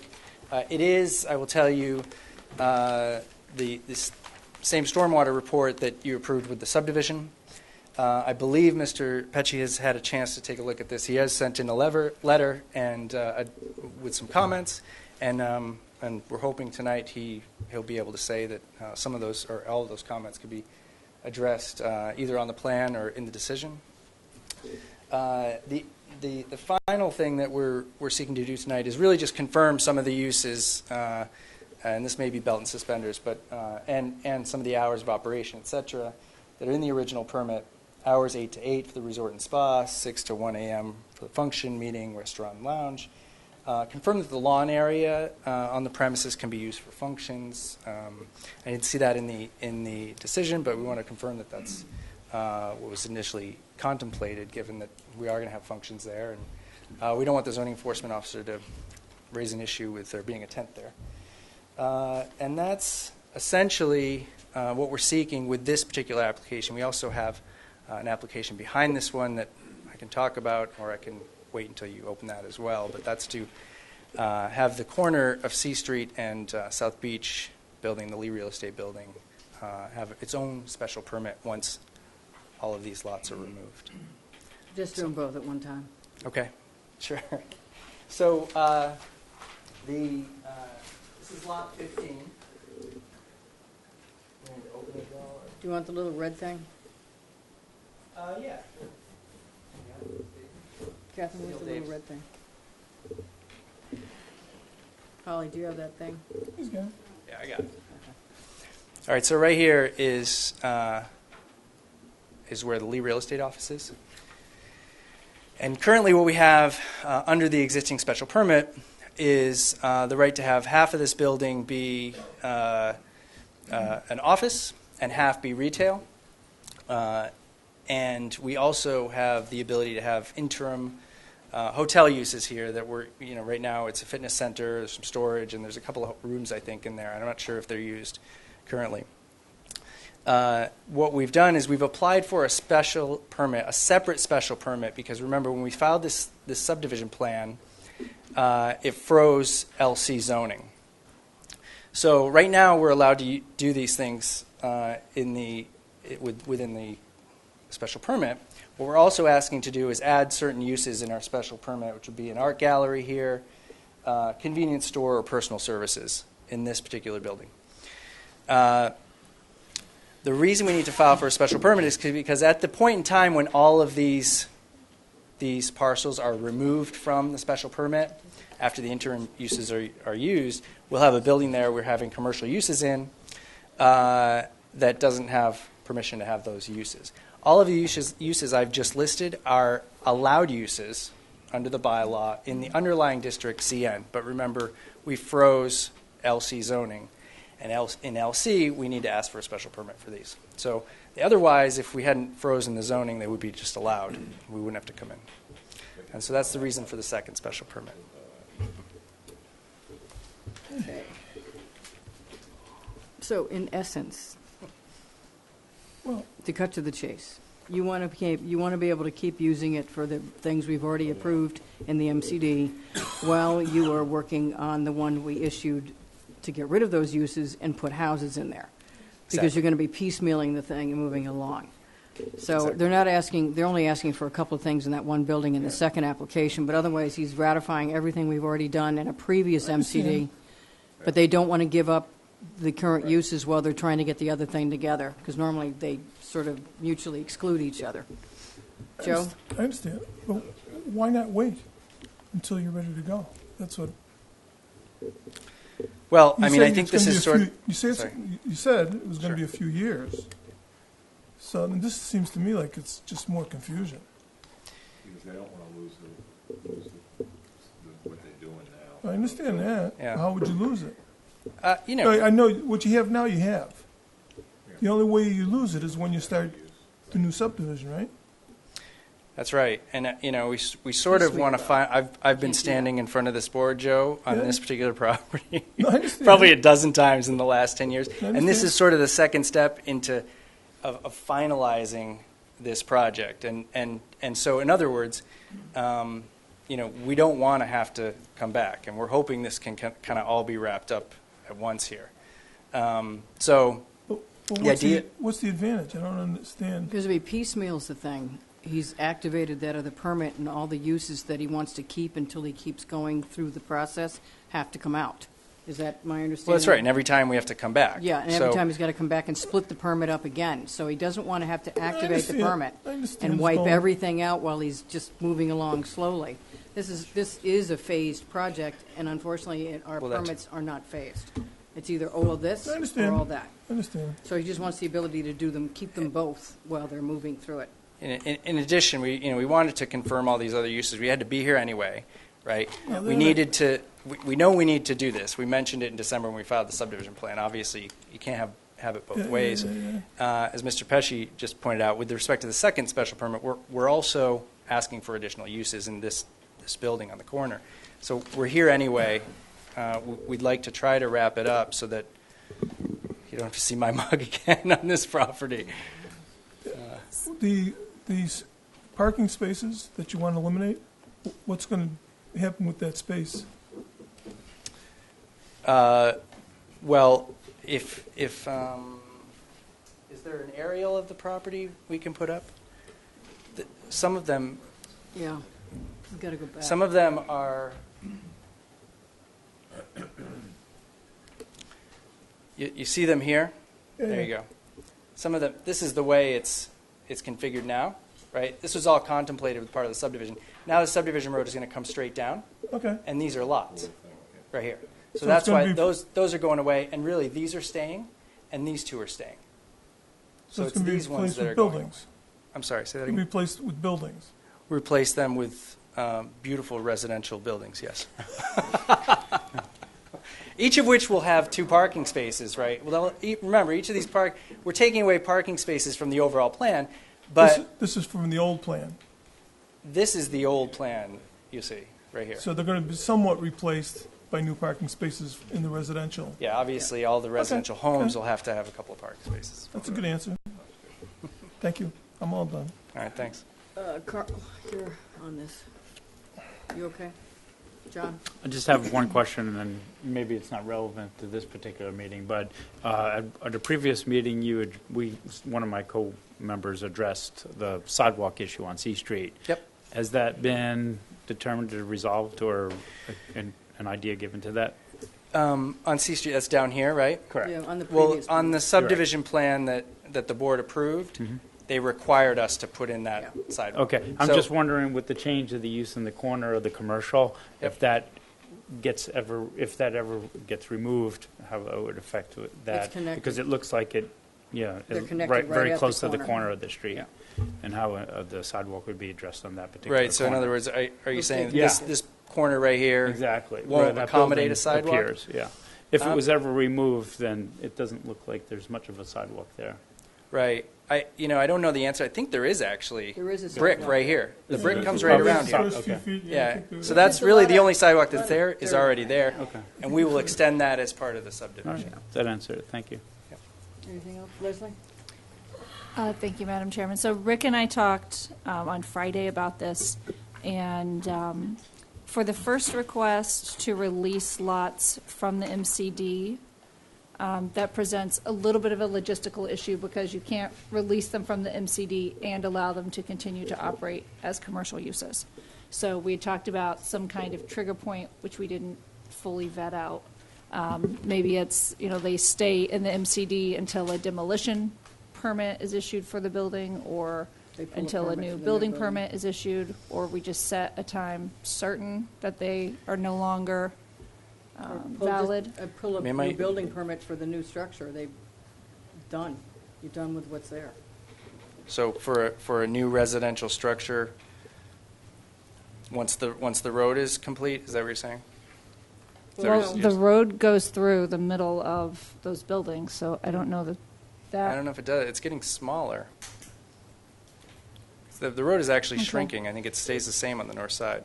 Well, the one thing I was thinking is that when they do pull a permit for whatever new is going on the space that they're using it for commercial at the moment, that commercial goes away automatically because you pull a new permit for that lot, that residential lot. That, to me, would be a natural trigger point, pulling a new use for that lot. Okay. The only other thing with that is, the special permit's good for 2 years.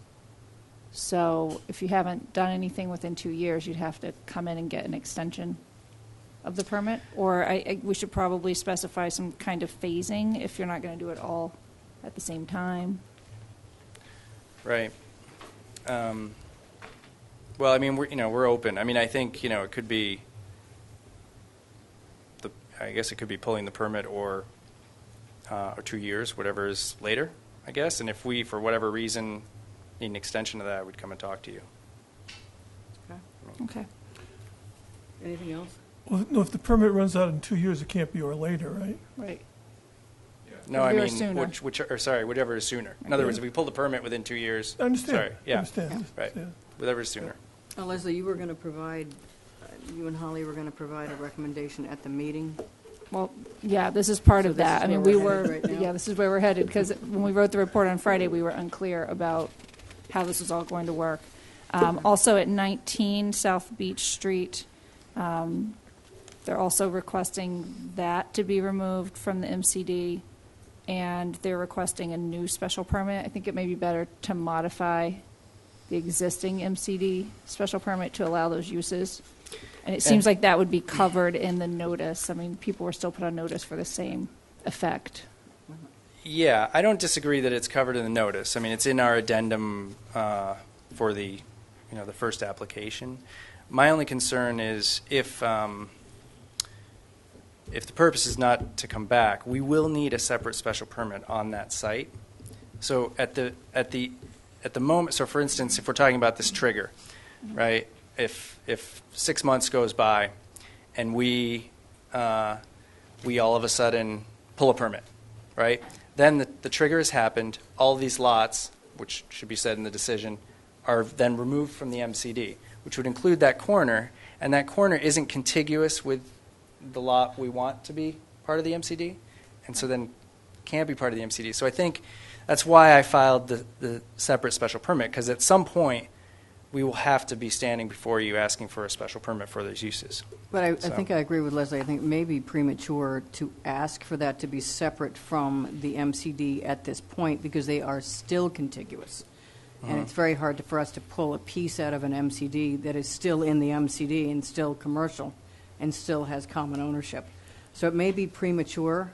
When you get to that point, you come in, because there's a residence right behind it. Right. So it does separate itself from the Harbor House itself, the White Elephant main building. So it might be better if you came back at that point and we'll just pull it out and give it its own special permit. But right now, Right. I don't know how to even pull out this piece when the rest of it is still in common ownership and still commercial for its own permit. So it may be better to withdraw that one or keep it in and just modify the MCD and put those uses in there. I think that's probably the more reasonable way to go. And then we would be coming You'd have to into come you back for to that ask one. for a special permit for uses we already have. Yeah, just to split that out of the MCD, because the MCD is moot at that point, because on two sides of it, it's not. No, I know. I mean, It's that's residential at that point. the dilemma, Yeah. right? But I think it's premature to try to pull it out. I don't even know how Leslie would craft something like that to pull it out while it's still in the MCD, and it's the rest of the MCD still there. Right. In other words, there's a description issue Yeah. because there's no There's- actual lot to describe. Right, yeah. Well, and it's still contiguous. I And mean, still technically, under the contiguous. bylaw, it's still part of the MCD. So it can be part of the MCD and have its own standalone special permit. And it can't just have a similar trigger. No. I think it's entirely different. So what would we do with it? Just leave it in and change it to modifying the MCD for this structure in particular? Yes. Right. Yeah. Okay. Any other questions from the board? This is a public hearing. I'm going to open it to the public. Anybody have any comments from the public? I think you're all here for one reason only. Is this something we have to continue, or can we do this now? You can close it now. Okay, somebody want to make a motion to close both of them? I'll make a motion.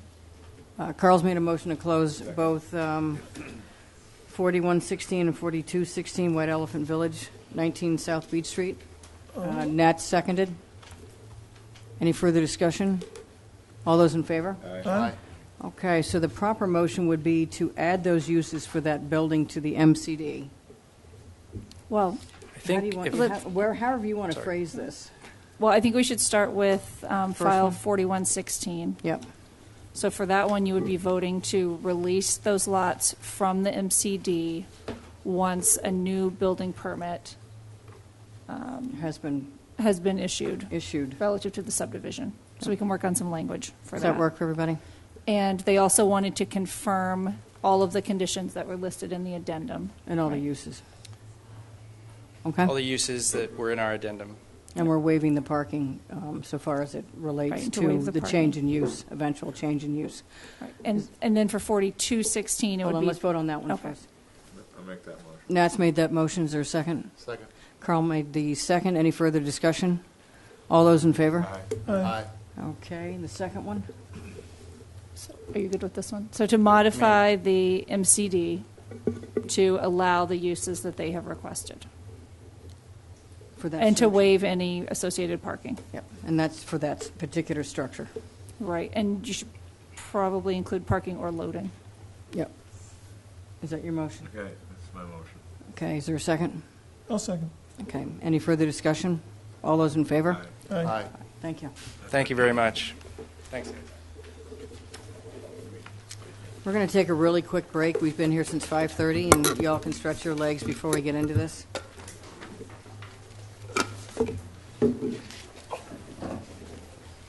Yeah.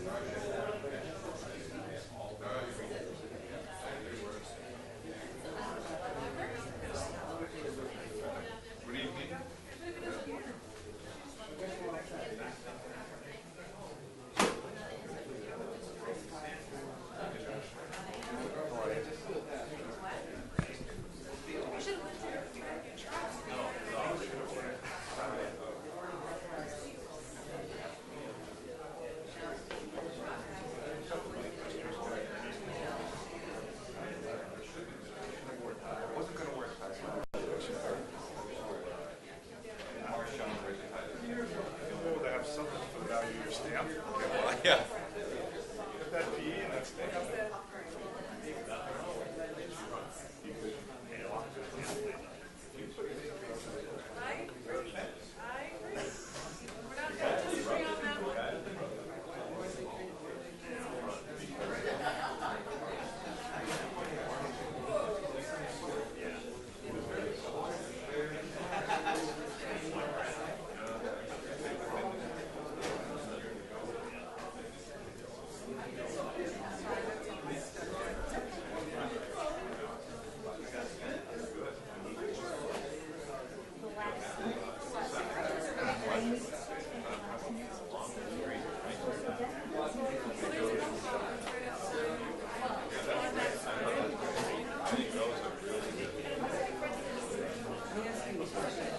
Yes, sir.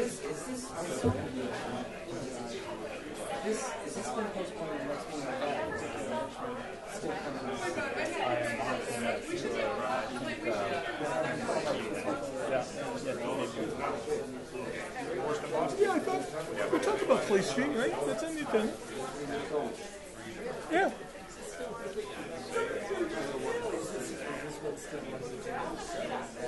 Yeah. All together, yeah. That's no bother.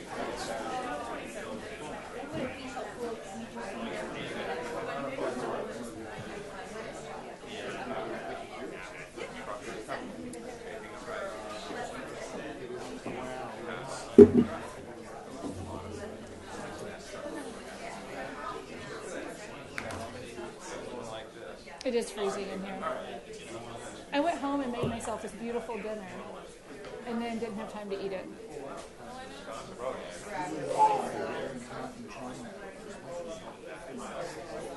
Well, I brought a pepper to eat, but I was going to have it for my snack during the daytime.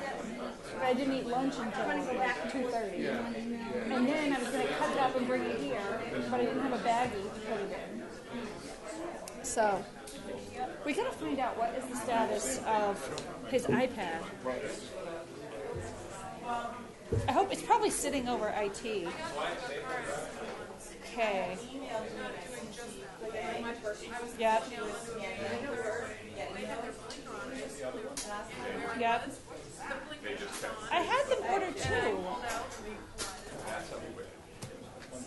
Well, I've never done that ever. Exactly. I was there and went playing around the corner. So I put up the sticker and I'm like,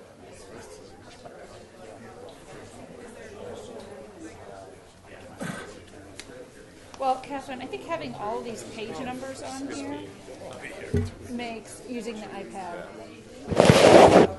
But people need to download iBooks. Because with iBooks, you can see the pages. If you just download it like a PDF, you can't.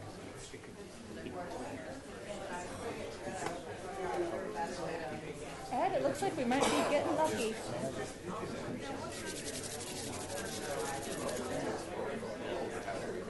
Oh, no. Oh, you're not.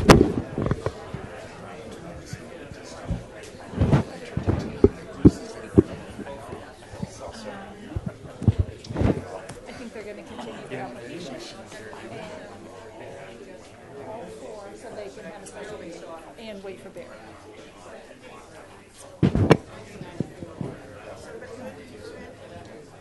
Which is fine.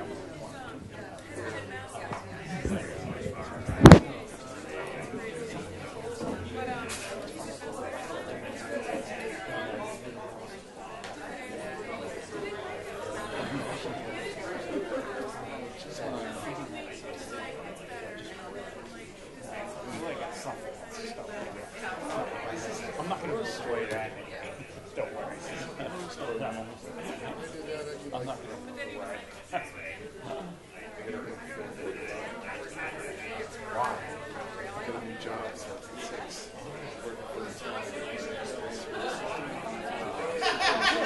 Yep, Joe, great. This is the first time since starting job first.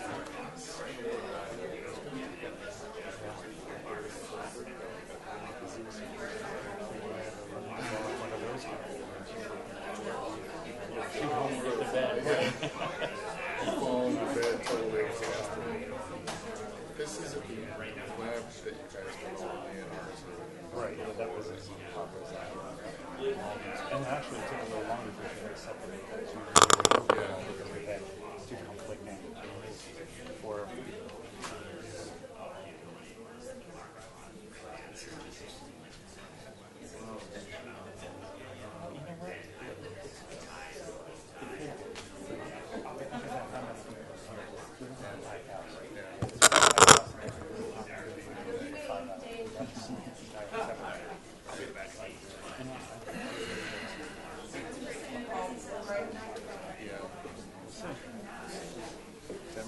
Democracy in action.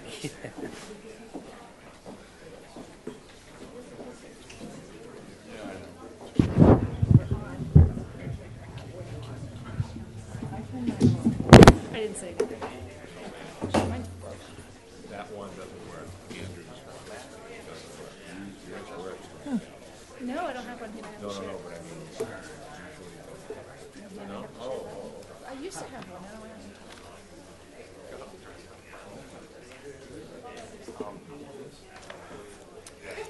I like half read it today. I'll have to She read was it. talking about food, made me hungry. I called my wife, she said we're going for pizza. Then you guys were chatting about it. Leslie said something about it. That's how we should have Joe. What? We should have a pizza break. We should have a pizza break. Yeah, we should have a pizza break. It was a great idea. They should buy us pizza.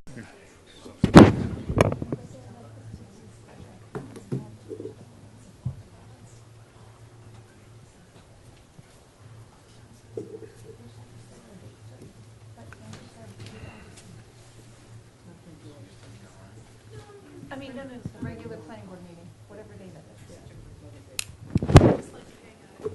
is. Okay, we're going to come back into session now.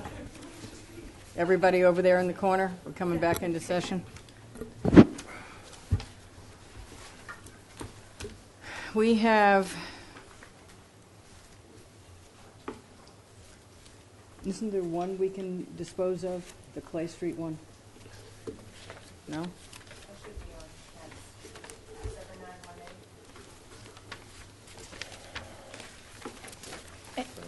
Madam Chairman, I think the intent was to talk about all of those together because the Clay Street application may be affected by the new proposals that just came in relative to Access. the through street or no through street. Yeah, well, I'm still not in favor of the through street, just so you know. Not there. Nope. Okay, apparently there's some trepidation about continuing. We were hoping that Barry would come after work, but he did not. And he is a regular member, and he's the chairman. And we're rather concerned that if he misses tonight and he reads back in, and if he has to miss another one because of work commitments, he can't sit at that point, and then we're down. So I believe you have a comment. Leslie, you have a comment? I didn't have I'm a not falling on comment, this but I'm I not think falling on it this would sword. be a good idea to wait for the chairman, especially just generally out of respect for the chairman of the board. It's going to be a long road with these applications. There's a lot to discuss. I think the applicants value and want his input on this. And because of the large scale of these applications, I would recommend that you vote to schedule some kind of special meeting so that your attention can be focused just on these projects. Oh, good. Then we can go forward. Man of the hour. All right, so back this up again. Dramatic entrance period. All right, we've been job. waiting for you. This is perfect timing. So much for my first speech. You get their new stuff is underneath it. All right, guys, I take that all back. Thank you for your indulgence. Summer in Nantucket and working is not a conducive experience sometimes, so thank you. We've done everything but this. So we are now on something. I think Clay and all the other ones. Where's the other one? Did you open it? Skyline. Nope. No, we were Nope, just. we just came back from a small We're going break. to not open it until you got here. Hey, Mr. Chairman, while you're all reading and getting up to speed, and welcome Mr. again. Pesci, good evening. I wanted to say something about the last hearing that we just had, the last meeting we just had, talking about the White Elephant Village. It's absolutely personal. It has nothing to do with what we discussed in substantive nature. I was thinking about this today, and I wanted you all to hear this from me, that the White Elephant property, when it was called the Harbor House Village, was the first project I worked on for Leslie. Drum roll. 10 years ago last week. Very first project I did, review project I did for Leslie and the planning board for Chairman Visco, if I remember. Wow. And I wanted to say thank you. It really struck me today when I was walking around the site going, where is 19 South Beach Street? Because there's no 19 South Beach, there's a 10 South Beach. But anyway, it struck me that that was the first project I worked on and that you all stuck with me, and I've been your consultant for that many years, including while I was deployed to Afghanistan and Kuwait in 2012 and 2013, so into 2014. So thank you very, very much. And just wanted to say that before we began and before everybody took off. And I already mentioned it to the applicants that took off already. That I thought it was kind of really neat that struck me at the same time. 10 years ago last week. And you haven't run screaming to the hills. Yeah, and we're still working on it. Right? Whoever said that? I'm still working on that. You're right. So, Mr. Pesci, I just want to say one thing. Thank you for the work you do, and I'm glad you've stuck with us all this time, because between the care and the compassion and the expertise you bring when you do the reviews for us, believe me, as one person on this board, there's such a high degree of confidence that I feel like I can walk away with afterwards. So Well, thank you. I really want to just say I think it's been a great working relationship. I hope it continues for many years, but I really have to acknowledge, and I want to try to speak for my peers here, I really have to acknowledge that the great job you do on behalf of the town does not go unappreciated. Thank you very, very much. Thank you. So, all right. So I'm going to take it that brings us to 7918, which is Richmond Great Point Development LLC, 4248 54 Skyline Drive, 20 Davkin. Am I correct? Okay. So, this is a continuation of where we've been. Mr. Abernathy, good evening, sir. Good evening, Chairman Rector, members of the board, staff, neighbors, viewers. If I were your pharmacist, Mr. Chairman, I'd prescribe you some extra strength Advil right about now, but I'm not qualified to do that, so I won't. Believe me, I'm already a step ahead of you, so thank Sure. you. You were up. Great minds think alike here. And I'll also say that we'll do everything we can, Mr. Pesci, to make sure these applications only linger for about 9.5 years, not 10. Good evening, everyone. Dave Arminetti, Director of Real Estate Development for Richmond Great Point Development and Richmond Company, Inc. Tonight with me, as always, is my colleague and co-director, Patty Rugavine, and our local counsel and permitting counsel, Arthur Reed. What we wanted to do tonight is kind of go through 2 or 3 steps at a very high level, kind of a 35,000-foot altitude overview of our applications. And I guess just to stay within the lines, Mr. Chairman, I want to kind of discuss these in context all at once. So I don't know if you want to maybe mention each item, not that you're opening the hearing for each one already, but I'm going to discuss a general overview that will tie together all 4 of these applications and the whole project. So however you want to logistically note that so that I stay within the white lines here, that would be appropriate. I think with the board's consent, I'm inclined to agree with you on that, because there'll be a few things we're going to discuss as we get on with this. I understand why you've broken the project apart. I think most of us do here, but there's still a very holistic sense that we need to bring to it. The pieces, and really this is a lot of different moving parts that we're going to experience. So with the blessing of the board at the moment, and I don't think we're going to be legally running afoul of anything, let's open up all the different pieces of this, because I know you're going to want to talk to it holistically as well too. And then what we'll be able to do as time moves on, figure out what pieces we need to focus on. So let me just make it official. Besides 7918, 7988, which is, again, Richmond Great Point Development LLC, Nancy Ann Lake, Gregland Ave, Davkim, and Old South Road, 3916 Old South Road Crossing, retail liner buildings, 63, 67M, 73, and 75A Old South Road, 40-16 Meadows 2 Rental Apartment Development Project 20 and 20R, Davkim Lane, and let me see, 43-16, which is Sandpiper. This is single-family home development project off Daffodil Lane, Mayflower Circle, Evergreen Way, and Old South Road. I think we've done our diligence there now, so let's begin to have the dialogue. Okay, great. Thank you.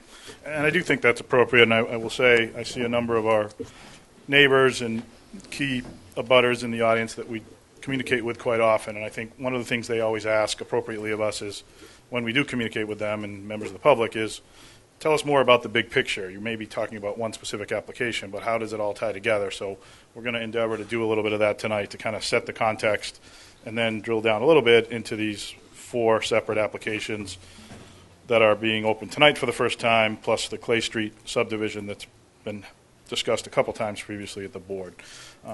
Let me also preface by saying our intent with this submittal even was to give the board, the staff, and the members of the public some opportunity to to discuss this and raise questions and issues at a global level and kind of a conceptual level. So you'll see, purposefully, there's not a lot of detailed engineering in these plans yet, even though a lot of that work has been done, and we've done a huge amount of engineering and sensitivity analysis and looked at every angle of this. We're not hardlining a lot of these drawings yet and putting them in front of the board or the public because we want to get some input from the board and from the public and from some of the key stakeholders before we go to the next step. So just for everyone's edification, that is purposeful. We're not holding anything back. We see the progression of this being logical, where we start at the big picture and then start to work our way down. This is obviously a very substantial series of applications, have wide-ranging implications for not just our neighborhood, but for the island as a whole, as we've talked about for several years in the context of the zoning and the town meeting actions that have been taken. And we respect that and value that very much. So we want to try and take the correct progression here as we see it. So with that context, the only other point I wanted to make is we were asked to submit for the record to the board a copy of the Memorandum of Understanding, Memorandum of Agreement that we entered into with the town through the Board of Selectmen immediately preceding the November 9th, 2015 special town meeting, where the zoning for our 2 major housing initiatives was approved by the town. And a lot of what we're going to talk about tonight is implementing that zoning. And we just wanted to set the context. That is a public document that's been available on the town website, I think thanks to Erica, from about November 9th forward, and has been available for review, is still available both electronically and in hard copy form. And basically, it's a contract between us and the town, with the Board of Selectmen being the representatives and the signatories on behalf of the town, setting the context for these 2 major housing initiatives. Our rental housing initiative, which we're calling Meadows 2, and our for sale housing initiative, which we're calling Sandpiper Place, the 225-unit rental project, and the 100-unit single-family project that were approved in what was Articles 1 and 2 at the special town meeting on November 9th, 2015. What that is in a nutshell is a contract between us and the town that says, in exchange for this zoning, if it is so approved by the town voters, and in exchange for this additional density, you, Richmond, will agree to all these terms, and we will be able to hold your feet to the fire to deliver on all this housing that is so critical to the future of the island and the housing crisis that we're facing. And basically what it says is, you're going to get the density, but you have to deliver particularly on the affordability component that will allow the town to increase the number of housing units on its subsidized housing inventory list at the state to, in the interim and short term, hopefully provide the town with safe harbor relative to other Chapter 40B housing projects that may be proposed, and in the long term to help the town achieve ultimately its ultimate goal, which is to achieve the 10% subsidized housing inventory housing list in the long term, so that the town has control of its own destiny completely with respect to Chapter B and with respect to all residential development of this nature. And there's some very detailed conditions in there, but basically it says we're going to give you A, you're going to deliver with B. Some of the key provisions, it sets all the income qualification and rental and initial sales price requirements that are basically consistent with the state Chapter 40B regulations. But some of you will remember we tweaked the for sale housing a little bit to provide a local Nantucket affordability provision that was a little higher than the state provision. Instead of 80% area median income being the maximum qualification, we ran that up to 175% of the area median income for 6 of the 25 affordable for sale units. So there are a few provisions like that that are specified in that contract. It also has things like we will proceed promptly in order to afford the town as quickly as possible this safe harbor, which we are doing now after several months of engineering and analysis. We've now submitted these applications formally to begin this process, which is a fairly significant milestone tonight. It also confirms that we will fund infrastructure. We will not look for waivers on fees and stuff, several provisions like that. So that document does control us to a great extent contractually with the town. But what it also says, very importantly, particularly in the context of your board and the process here tonight, is nothing in that document takes away any jurisdiction or any capability of your board to do as you see fit with these applications and to move forward. And that's also very important. The document has a specific provision that calls that out. It doesn't usurp or take any jurisdiction from the planning board. It just kind of sets the parameters and the boundaries.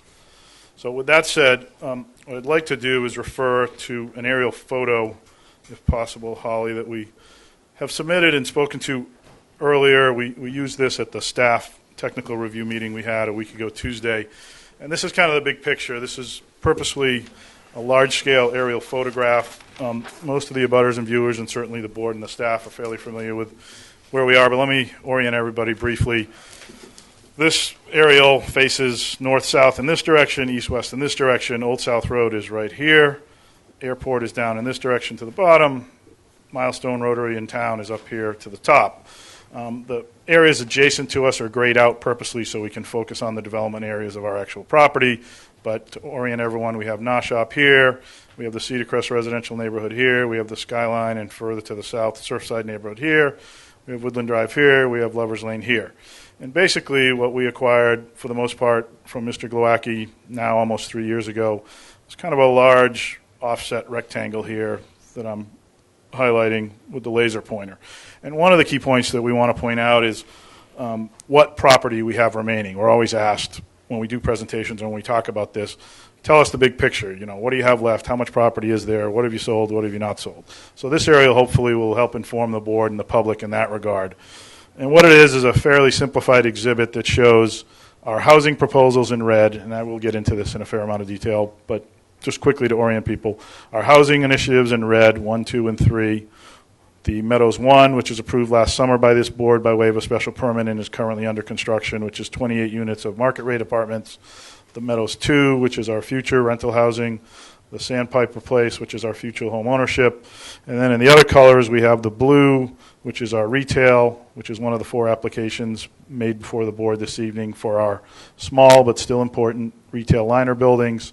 And then what we have left really remaining to the south and the southwest is really only these areas outlined still in purple, which are in the context of the CTEC commercial industrial zoning, that these properties remain and currently are in active use for commercial industrial use, mainly for exterior contractor, landscaper, storage businesses. Those we don't have any immediate plans to develop. They will continue in their current operation. And as we like to talk about, we all want to talk about the housing. It's obviously the most important priority here. But this core of our property that we've continued to hold, and that some of these lots that we've sold off on the west side of Gregland Avenue is still a very important part of this portfolio. It's the year-round, day-to-day businesses that are really at the heart of the island's economy. And they're just as important in some ways as the housing and the retail are. And those are just going to continue to be managed and moved along with some incremental new development as we find additional tenants. So really, we don't have much land left other than what is pending before you with the 4 applications currently. We have about 50 acres left of the total 65, inclusive of the purple. So one of the applications we have before you is for the retail liner buildings, which is in kind of this L or hockey stick shape along Old South Road with frontage here. It's about 5 acres in its entirety. but only 2.5 of it is going to be developed. And it is smaller series of 5 retail buildings as currently proposed, ranging from 1,500 square feet up to 5,100 square feet. Very similar in character to what we see currently along Old South Road, the entire stretch from the Rotary down to Lover's Lane. Similar in character and feel, 1-story, pitched roofs, very Nantucket look, similar to Fusaro's or the bank or the bakery or the coffee shop. Exactly similar in character and function to those buildings, and very similar to what you see immediately across the street from us now, where the Morey family has reconfigured the Emporium and has put a small 1-story real estate office out front. So the public and the board and everyone can visualize what these buildings are going to be like, in addition to looking at the architectural renderings. These we'd like to proceed with fairly immediately, if the board is so inclined to approve these. We have tentative commitments from some local users and tenants, and that land is ready for construction. So that's the first piece. That is the MCD special permit before you that has the Old South Road address. The other pieces that are more significant in acreage and that we've been talking about a lot more are obviously the housing pieces. And I outlined those briefly. The single-family housing piece is about 17 acres that basically is comprised of what is our remaining property within the Cedar Crest subdivision, being the lots along Evergreen Way, the lots along Mayflower Circle, the lots along Daffodil Lane, and the majority of the 73 Old South lot, which is here. The Meadows 2 rental housing development, as proposed, would be the 225 units of rental housing comprising the majority of the 20 Dave Kim asphalt plant pit property. And I will say this aerial, even though it's only a few months old, is actually a little outdated now in respect to what's been removed from the property. In the last 60 days, we really have worked pretty closely with Mr. Glowacki and endeavored to get the vast majority of this area and this area in particular cleaned, which are kind of the deepest parts of the pit. So if you haven't driven out there recently, it might be informative to go out there and see the progress that's been made in that regard in anticipation of us moving forward with this very important development. The larger area in the middle that is shown in blue is Zone CN, commercial retail. We do not have plans to proceed with any specific applications on that yet, and we do not have any users, but it fits in the context of the next point I'm going to make, which is the reconfiguration prospectively of the roadway and infrastructure system that will come into play. Obviously, one of the most important elements of all the planning for this, in addition to the zoning and the overall land use planning and the development, is the circulation, traffic impacts, mitigation, what it's all going to look like and how it's all going to function in the future. And this diagram simply shows what we see as the major circulation pattern in the future when we reconfigure the roads as we've proposed them, and I'll refer to this portion of the aerial in a minute. So the yellow dashes are the major reconfiguration of the internal roadway system that we'd like to move forward with in conjunction with this development that's been thought through with a lot of care in terms of integrating each of the uses and the acreages with each other, and also providing a prominent, fully engineered, new, safe intersection that would be the primary project entrance here on Old South Road, roughly equidistant from the 2 Goldfinch exit and entrances to Noshop, basically at the apex of the point of this curve. And we're not going to get into a lot of detail tonight, but one of the questions that always comes up right away is, well, why'd you pick that spot? Most of it has to do with engineering, and Mr. Pesci and some of the staff commented on this in the staff technical meeting that we had a week ago Tuesday. It is, from a topographical, engineering, line of sight, distance from other driveways standpoint, the most logical, safe, best place to engineer the major entrance to the development. It also makes sense in that, not coincidentally, in hindsight, it kind of separates and brings together all these different land use elements, being retail, commercial, housing, and then also provides a much safer straight shot out Nancy Ann Lane from what exists today for the existing commercial industrial uses, which, as the board is well aware, is predominantly occupied by fairly trucking intensive uses, being Cape Cod Express, Coca-Cola, Pepsi, Sales Seafood, and some other uses. And one of the key things, other than providing a nice, visible, safe, modern, wide intersection to bring people in and out of the entire development, is it eliminates this quirky, unsafe S-curve that we currently have today, where you drive around the corner, down Nancy Ann, past Parcel Plus, and take a hard right at this road that, as the planning board is fully aware and the staff, is not actually a road on any plan and doesn't actually exist except in real life. But that's not holding anybody back from driving on it. So we're going to eliminate this S-curve entirely, have a straight shot, a much wider boulevard-type feel that will be 60, 70 feet in width, including landscaping and separations, much safer, much better engineered for all these uses, both future and existing. So that is a key part of this. And we will also provide continued cross-access behind our 4 Gregland and 5 Nancy Ann properties, so people will still be able to drive across and connect from Nancy Ann to Gregland and get out through Lover's Lane as a secondary access point, in addition to any driveways that we might provide here. So this kind of gives you a big picture overview of kind of the circulation and land use from a land use planning kind of development bubble standpoint. If there aren't any immediate questions, I would then proceed to the color site plan, the concept plan that'll allow people to see a little bit more of these specific uses fleshed out, even though it is still fairly conceptual. Go ahead. So Holly, if you would, perhaps the color site plan, please. That's was submitted. It's in the package. We have kind of a the one that says color site plan in the thumb drive, master plan, color site plan, similar in scale to this. It's got the green background with the individual single-family lots and the cluster and campus of the multifamily buildings. There it is. Thank you very much. So this is the conceptual master site plan that we've submitted to the board and to the staff with our applications. The same orientation. Old South Road is here.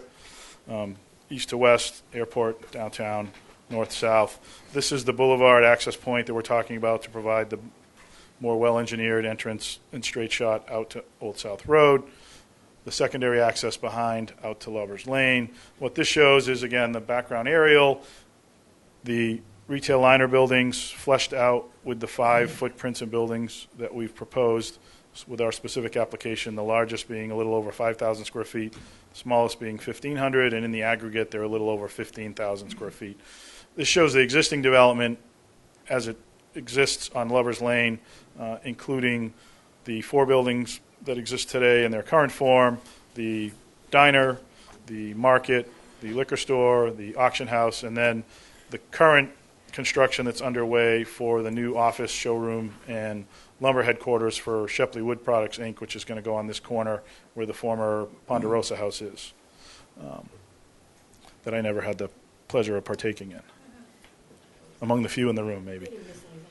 I don't know, not from what I heard. The housing aspect of the development is further to the east towards the airport, again broken up into these 2 elements. And there's a third element that I didn't speak to in the aerial, which again ties this all together from a land use standpoint and a functional standpoint that we're very enthused about and that we've worked hard to kind of figure out a concept that we think works and again tries to tie all this together as a master planned integrated development and a new neighborhood, which is a focal point that we're calling a community focal point with a meeting house or community house element and park element to it. It's a little more than half an acre as it's currently shown to scale. We've shown some open space here, kind of a town green, a little bit of a patio or performance space, some buffers to buffer it from visually and noise-wise from the traffic from Old South Road, and kind of a meeting house, community house element. Right now, what we've shown on there conceptually and what we've described it as has kind of a barn vernacular. It could take a number of different forms. Obviously, we'd be open to further suggestion about that. One of the things we want to make clear is, as it stands, we would be donating this land or preserving it by way of some type of easement or restriction, and then trying to seek grant funds for the construction of the actual structure once we reach a consensus on what that could be. But we think that could be a real exciting space that could help be the kind of image and the iconic image that everybody starts to identify the development in the neighborhood with, would also be very welcoming and visually very prominent along Old South Road, and then provide a transition into the residential neighborhood, both the apartment and the single family. And again, this is very conceptual. We're showing the 100 lots here with a street system as proposed. We haven't really hard engineered this yet. We've looked at a whole number of options and alternatives here. We've come up with a road system that we think is sensitive to the neighborhood and the character of the area. We've tried to make it purposefully kind of quirky and curvy and not straight line and linear, which is some input that we've gotten in the past from both this board and the staff and some of the neighbors. So there is a purpose to some of this design and layout. Similarly, with the apartment development, we are talking about 225 units here that we have to capture within the 14 acres, but we've tried with as much care as we can, with a lot of thought and help from our designers and engineers, to arrange all these buildings in a campus coordinated type design with some quadrangles and pedestrian areas linking the individual buildings and clusters together. One of the things that we need to note here is we've purposely stayed, both within the zoning and the proposal here, within a 2-story low-density height framework. We purposely didn't ask for higher density within the zoning because we wanted to keep that 2-story character that we think is so important to the area, and that's why you see more smaller buildings as opposed to fewer, taller, more dense buildings. And we think that works better in the context of the land we have. And one of the things we've tried to do that you'll see as we start to submit the detailed engineering that we've talked about at some length with the staff is we're trying to create some separation and undulation across this. Even though there's going to be some significant grading, and obviously the roads need to meet grades for travel purposes and safety purposes, there's still going to be a substantial drop from the Old South Road parcels here across almost 1,800 linear feet of distance down to where the southern end of the asphalt plant pit is. Right now there's a drop of about 40 feet. We're going to cut that in about half. So there's still going to be about a 20, 22-foot drop from Old South Road to this point, but it's going to undulate. We're going to use the topography when we start to shape it and contour it so that it has a purposefully visually undulating feel, in addition to incorporating all the necessary drainage, utilities, streetscape, landscaping, so that it'll feel friendly and it'll feel like a real neighborhood that we knit into the surrounding neighborhood.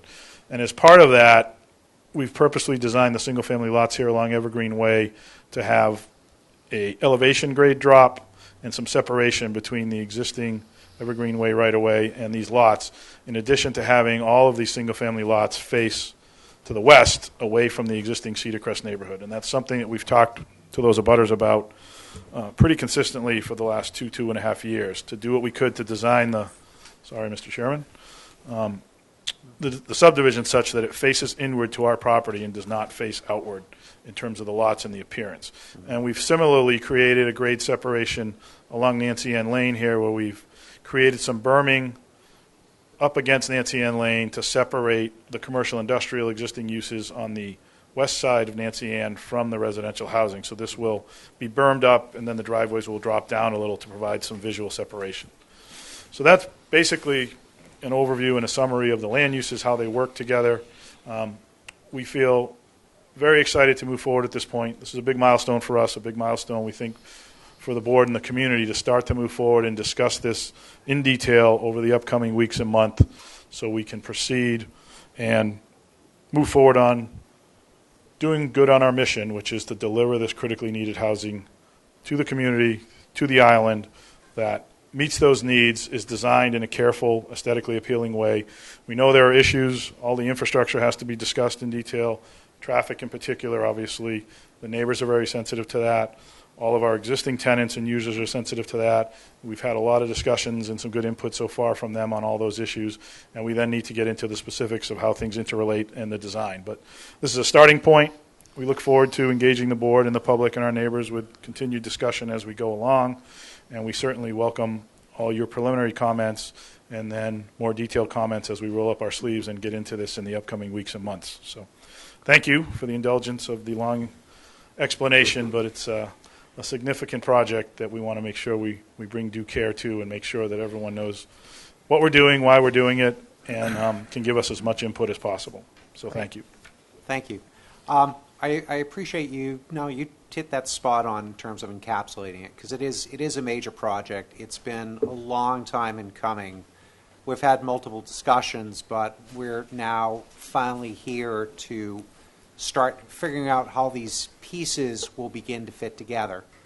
I know just in talking to my board to begin to start really discussing this on any detail at this moment, I think is a little premature. We really need to take a good solid look at this in terms of how these pieces are all going to begin to integrate together, where they're going to connect, where they're not going to connect. We need to look at we need to look back at that document that was created through town meeting in conjunction with the Board of Selectmen to understand how that begins to affect this project, and then start putting all these pieces together. So, I mean, I don't mind my board really generalizing tonight, but this isn't the moment to be getting into the details of this project. I know over the course of the next several weeks, we're going to have meetings to begin to hammer this out in much greater scope and detail. But I think as a board, we kind of need to take a little bit of time with this one to just figure out what it is that now has finally been presented before us, because there's been some iterations in the process. We need to take a little bit of time now and see how this all starts to fit together. So what you may even see tonight may not resemble where we finally wind up at when we close this out. The other thing, too, I'll tell you is that, like I said, this is probably going to take a series of meetings to do. So I would anticipate as well, too, that we will probably be falling outside of our normal schedule and scheduling some special meetings as well to try to get this thing moving in a good fashion. I know we already have one meeting scheduled between the chairs and the vice chairs of the Board of Selectmen and the Planning Board to begin to discuss some of these things, because the Board of Selectmen are also going to have to react on this as well, too. Certainly when it comes to... What? There is... It's in the works at this point. Okay, I haven't heard back yet for final details, but I'm going to tell you that something's probably going to take place with that. Because we do, like I said, it's not between the entire board. It's going to be between the chairs and the vice chairs at this point to discuss. Yes, I know that. But it's still in process at the moment. This is just starting to get the process rolling. Okay, because we are going to need to recheck back in with them, because I think enough time has elapsed right now to make sure they're still on the same page and they understand what they committed to. Certainly when it comes to dealing with major roadway things like Old South Road and stuff, they're going to have to be engaged in this process as well, too. Because this affects a fairly good piece of things going on in this area. That's why we appreciated, too, not only looking at what you gave us in terms of what you'll actually be working with, but looking at some of the other areas, too, that the purple areas, like we said, because they do integrate together ultimately. And as a board, that's part of our responsibility, is to look at how all these pieces move. So even though on your plan, if you go back to that the gray areas that you see, okay, to us they're not going to be gray anymore, because we need to figure out how those areas integrate to everything else as well, too. So I just wanted to lay out some of that groundwork initially. So members of the public, here's the other thing I'm going to say to you tonight. Yes, the public hearing does open. If you're not going to be here for the next few weeks or months or until this thing closes, we'll gladly take testimony tonight. But I wouldn't get ready to react to this right at the moment. You're going to have to give us a little bit of time, too, to work with this.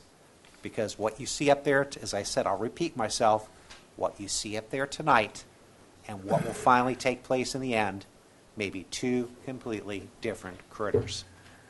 And you would agree with that, Mr. Arminetti? I just want to make sure I'm not just talking. No, we would, and we understand that completely, and we're certainly looking forward to rolling up our sleeves and making our team available at any time with any group, including the board, as we've always tried to make ourselves available to do such. One point I was remiss in making, Mr. Chairman, if I could take just another minute, because it's an important component that I skipped over when I was talking about the circulation, and we have talked about this quite a bit with some of the neighbors and abutters.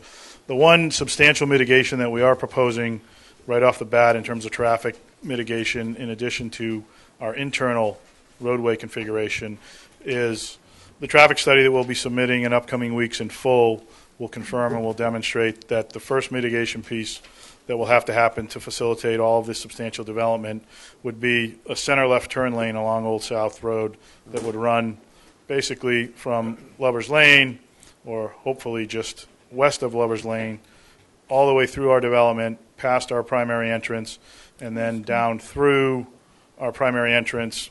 We would need to discuss in the future how far that would extend, whether it would extend and pick up the entrance to Noshop or just the exit.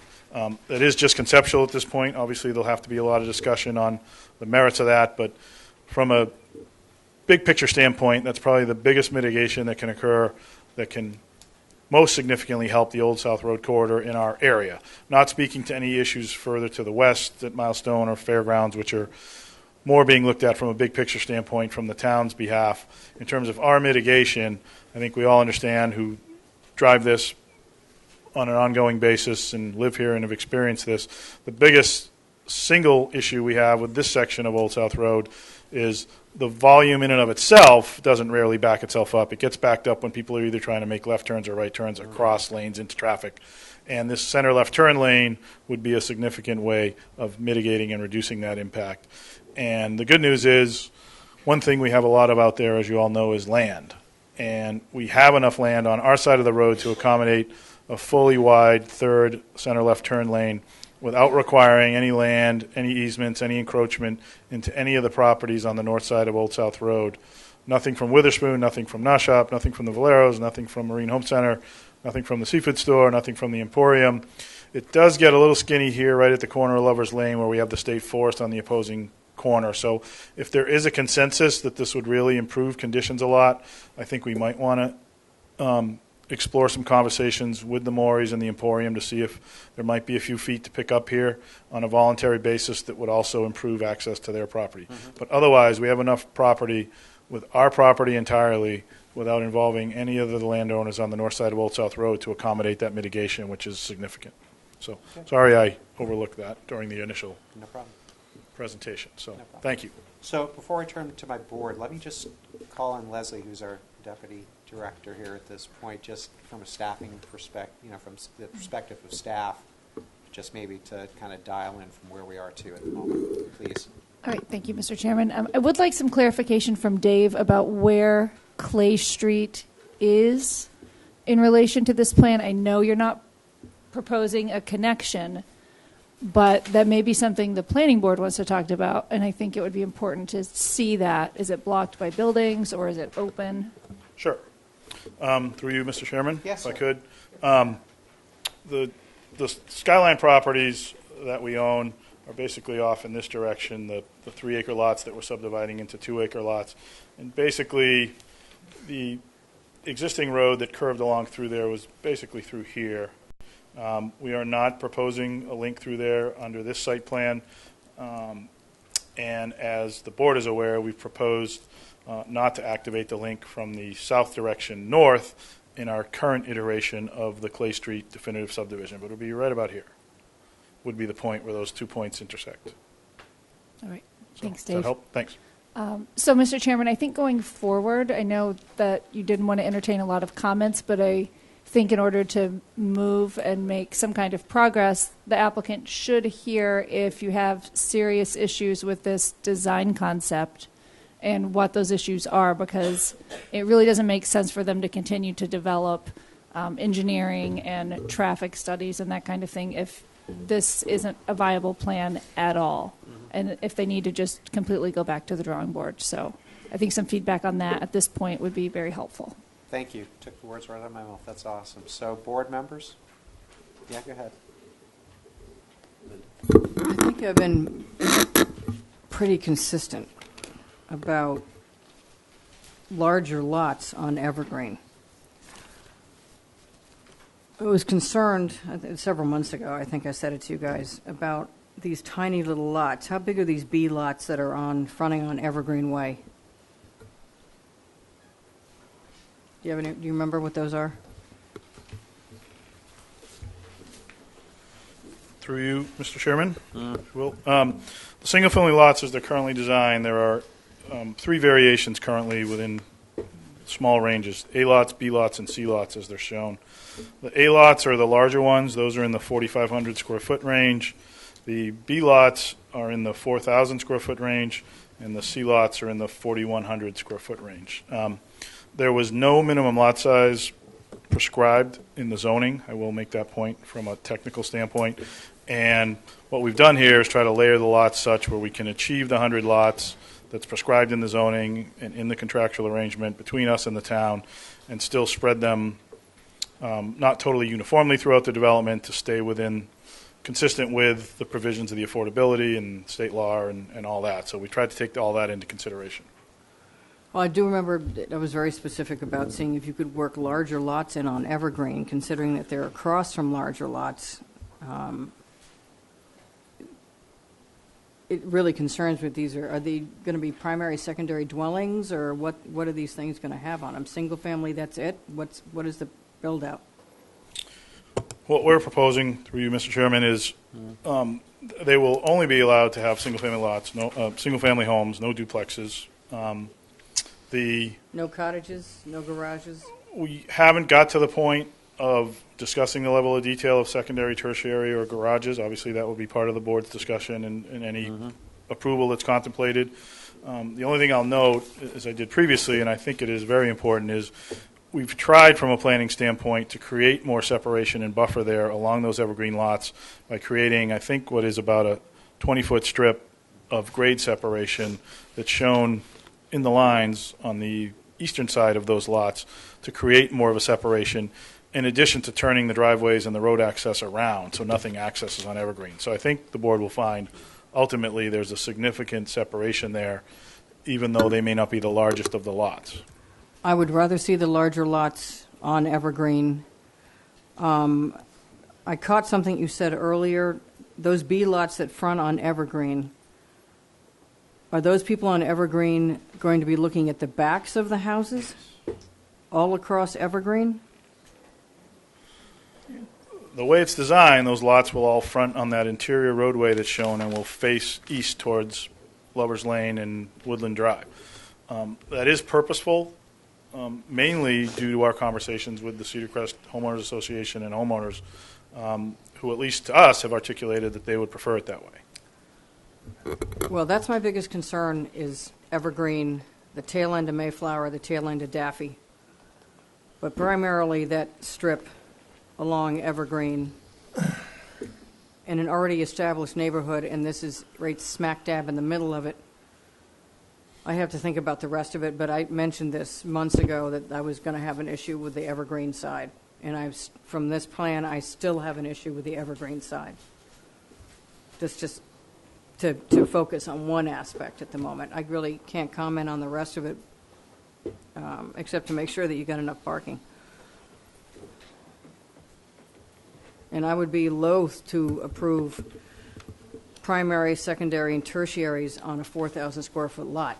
Really loath to do that, especially as it gets into the Evergreen, Mayflower, and Daffy end. That is, you couldn't, a 10-foot, 20-foot buffer isn't going to do a damn thing, because all that's going to do is crunch you pretty intensely on a 4,000 square foot lot.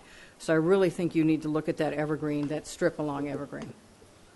That's really all. And obviously we're going to have an issue with the traffic. I'm never going to vote, and I've said that before, to run Clay all the way through.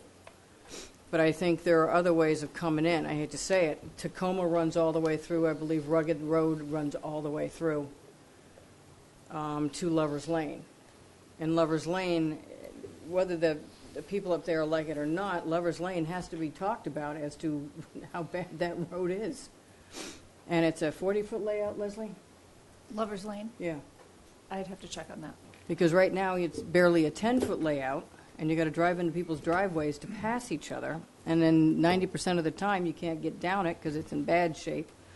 And I think people are going to be using Lover's Lane an awful lot to get in and out of here, rather than try to get out onto Old South Road, and they're going to go that way onto the Boulevard direction, and we haven't finished taking those roads yet. So I think circulation, traffic mitigation, I'm all in favor of a turning lane, but then how do you get across it to go back to town? Because a couple of times already in the last 2 weeks, since the week before 4th of July, Traffic's been backed up all the way to Lover's Lane, and that's with nobody making a turn. That's just trying to get into the rotary, to get out. And some people actually, I've gone all the way down Nobody Farm Road, back to Milestone, and come back that way. Or gone back down the boulevard to get back to my house in Surfside, because it's just like every shortcut I take is chock full of people now.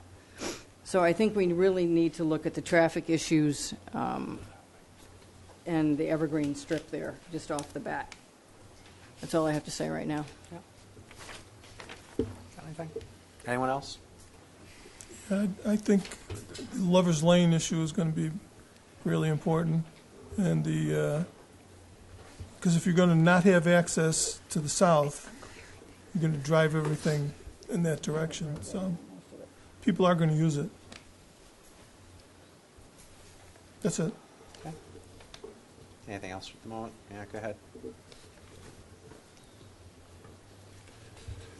I look at this initially at this stage as with a little bit of concern about the big square from the driveway of this proposed development down to the rotary, out Milestone Road, and back Nobody Farm Road, down Old South Road, back to this driveway. Some of the issues that have been brought up over the last year or two involve a second access lane to the rotary by the Inquirer Mirror, a roundabout at Fairgrounds and Old South. There's been just lots of rumors and discussions flying over the years of a second connecting road running parallel to Nobody Farm Road over to Milestone Road. I don't know how that would work. I don't know where it would go. So I look forward to hearing more about the traffic and looking at a traffic study with trip estimates at certain hours and things like that. It is a bit scary to hear that currently Old South Road backs up all the way to Lover's Lane from the rotary. So I'm interested in primarily in the traffic issues. The gorilla in the living room would be stoplights at the main entrance. Whether we have that discussion now or later, we've all driven off Island and seen intersections with stoplights, so that's something to think about. But my major concern would be with traffic at this stage. Looking at this, I'm less concerned with Evergreen Way at this point, but that huge square going all the way down to the rotary and out to Nobody Farm Road, how can we think about that going forward? Thank you. Anyone else? Yeah, go ahead, Nat. The regular rotary, or whatever we call it, the rotary, is slated to be turned into a roundabout. Okay, right now it's a three-way stop and a yield. So that's going to be an improvement. Forget about this development. That has needed to be done for years because we didn't know what a roundabout really was until we built one, and people travel to Europe or travel to the Cape and they see them now, so they understand it. The Fairgrounds to Old South one is coming, okay? I think that the traffic study, Dave, of a turning lane, I mean, we've all know what these things are like off Island. We come into one somewhere and you sort of sit there and you turn left and everybody's going by. I think that's, the right approach. I think that that's something that we have to see sort of in some kind of a mock, way where we can grasp it. You know what I'm saying? As far as the Evergreen that Linda was talking about, and I just would say this, and this is our first meeting, and I know the neighbors are here, to agree to turn everybody around and face the rear of the house on the street, I kind of think we may need to rethink that. I mean, saying, well, we don't want this, so we'd rather turn the houses around. 20 years from now and 10 years from now, people might not be saying that. You're not going to ever be able to fix it. So forget about the size of the lot for just a second. Having the houses screened and having enough buffer, but having the houses enter on Evergreen is a natural neighborhood feel. Forget about the size of the lot, Pat. Just imagine the houses all being reversed and you're looking in their backyard on the street. That just doesn't sound right. sounds like a mistake that we'd regret 10 years from now. As far as the secondary dwelling goes, you know, I think that we're going to have to look at that as, you know, this just like we do with a regular subdivision, eliminating second dwellings dependent upon ground cover. We have to look at the ground cover plan that you have for what you assume to be the average size of the houses. I think the tertiary or the accessory apartment needs to be discussed from a separate mindset than a secondary dwelling in these size lots. And just for all the Naushop people, I don't know if there's anyone from Naushop that's here. That was also a tar pit not that long ago. I like to remember those days when I was a kid, going to Glenn Glowacki's parties. God bless him. They used to have birthday parties there, and we had mini bikes, and we used to go over there. Anyway, whatever. So, you know, and the other thing too, and this is all going to come out during the hearings. Old South Road has been commercial, has been high density potential since day one in 1972.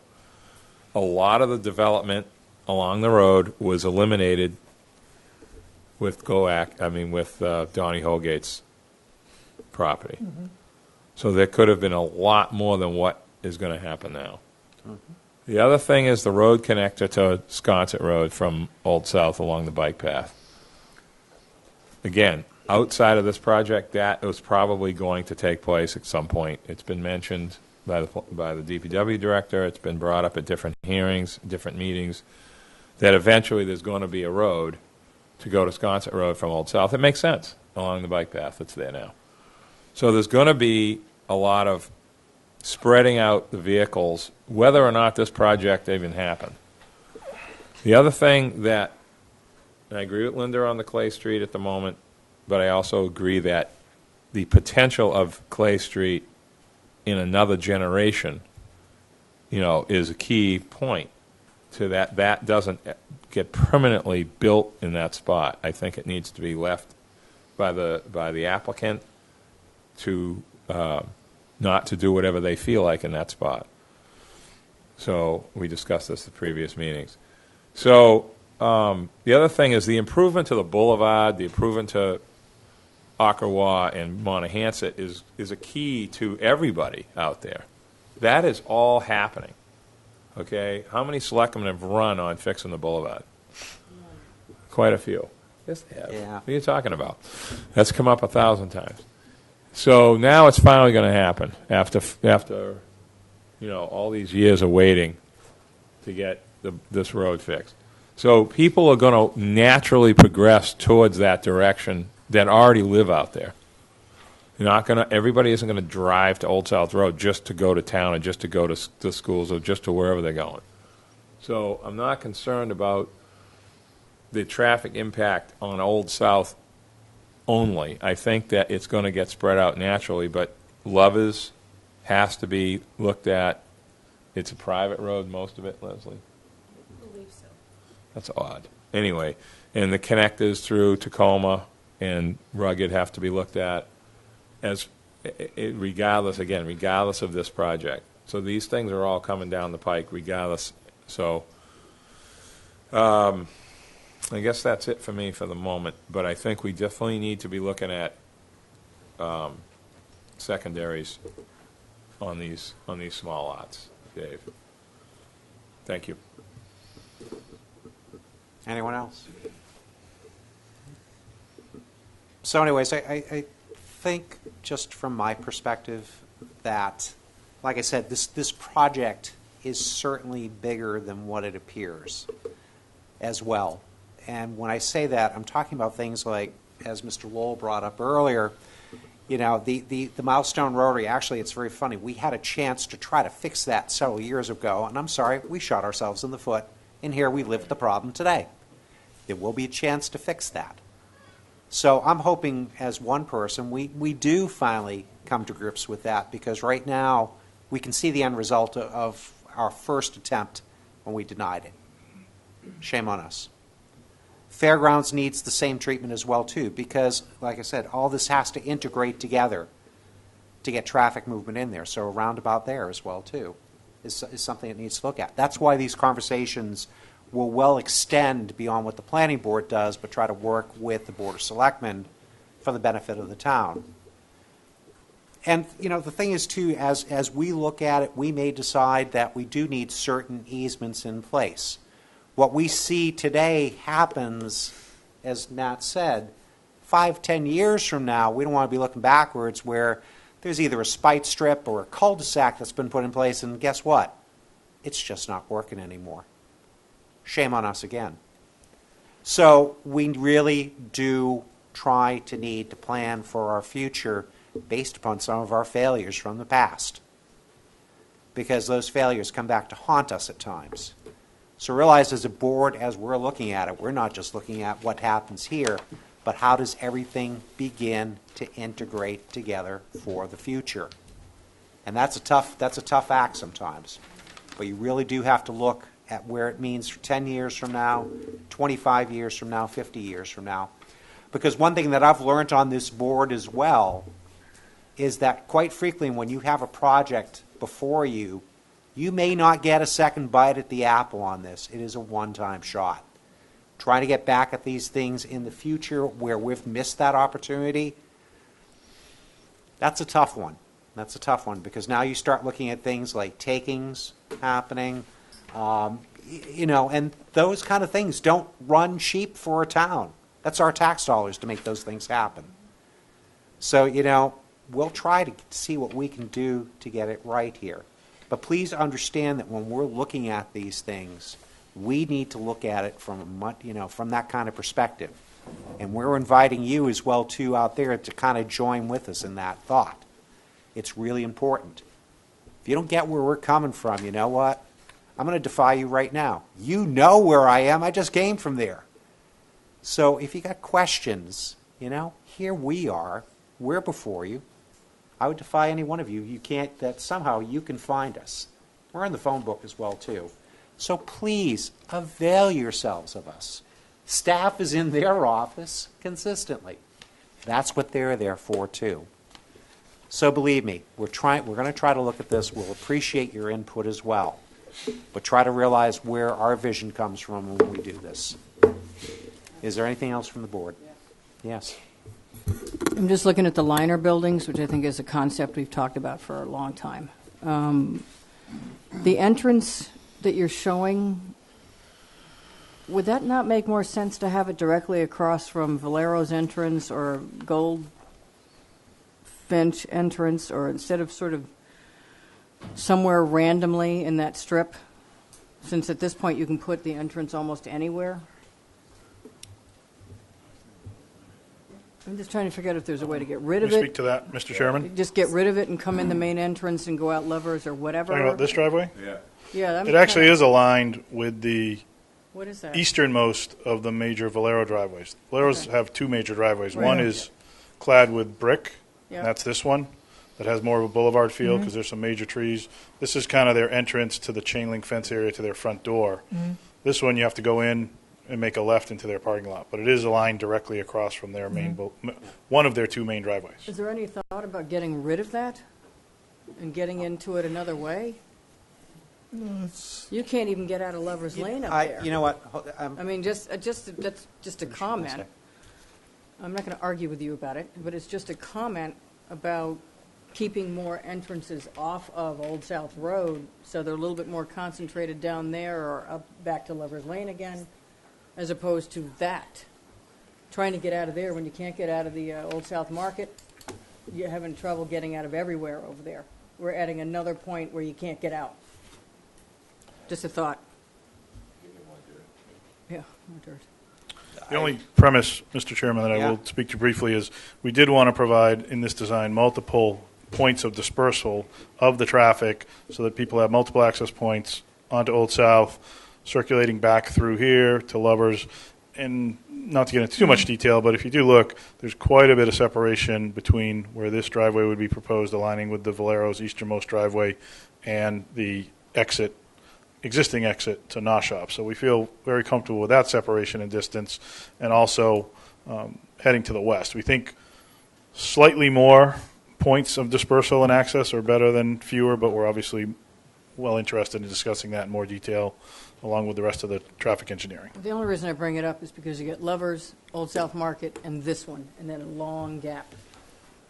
And I just, having tried to get out of Lovers, having tried to get out of Old South Market, it's impossible. And so then you put one really close to where you're trying to get out of the other two, and I don't see what sense that makes.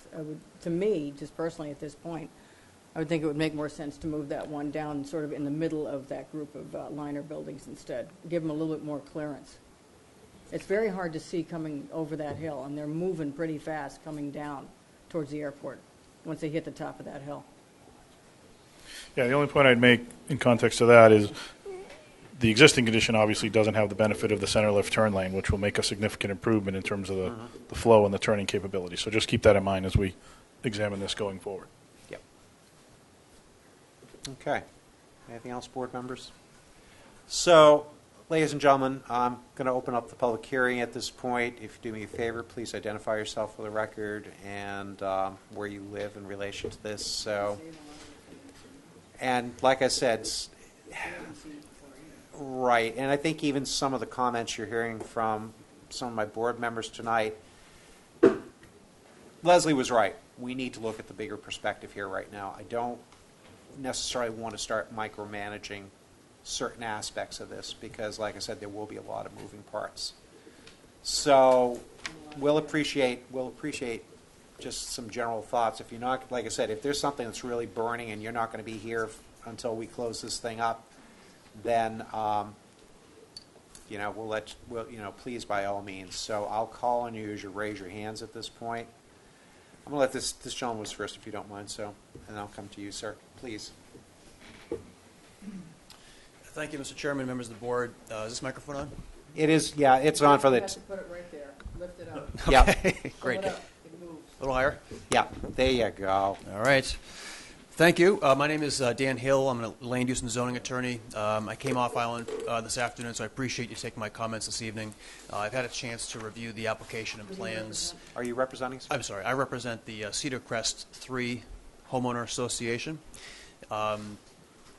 If we could see that plan reduced back to its original size, Cedar Crest, I can show you roughly where Cedar Crest 3 is. It's Daffodil, Mayflower, and then a part of Evergreen.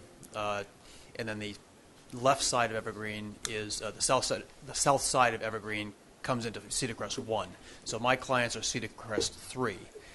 I actually had a few questions in my comments. I'll keep them brief, and I just have essentially a few procedural questions and a few procedural comments, and then I'll rest for the evening. But just on the applications, what was available on the website was the special permit application. I didn't see a subdivision plan showing the 100 lots. I also didn't see a site plan review application. So I'm just wondering if those have been filed and they just weren't posted yet, or. Mr. Chairman. Yeah, please. The subdivision Leslie. application has not been filed. The applicant was intending to file that, I believe, for our August meeting. They wanted feedback on the design first.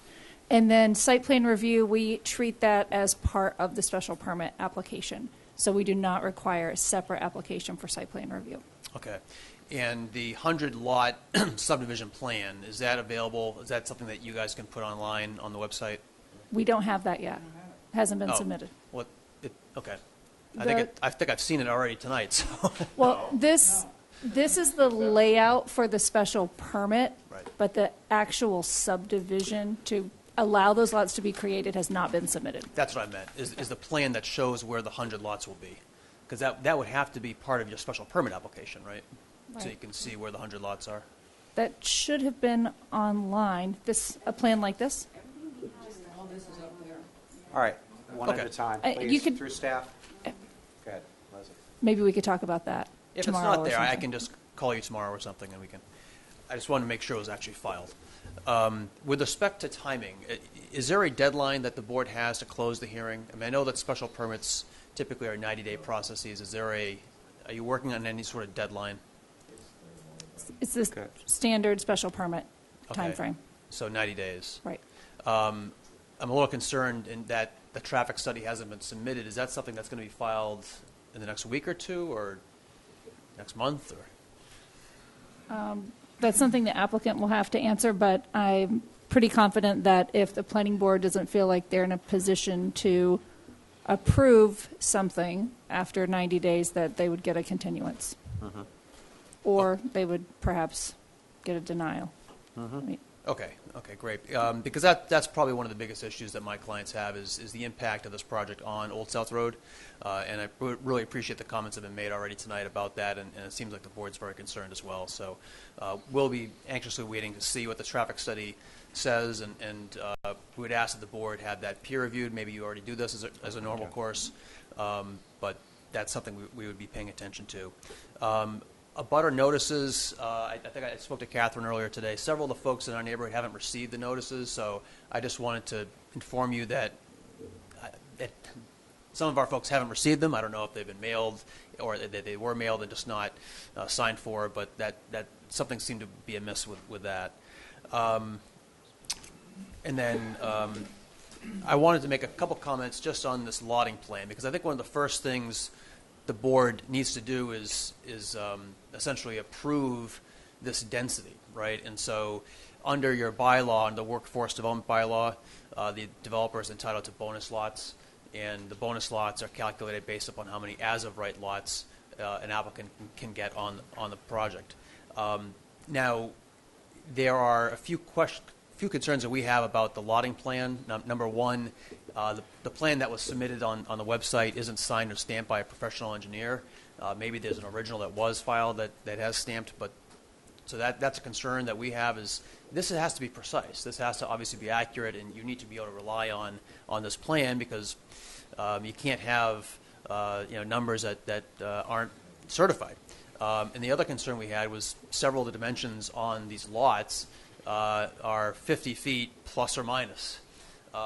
Frankly, we think they should be precise. If the frontage is 50 feet for a lot that's shown in the lotting plan, then say it's 50 feet.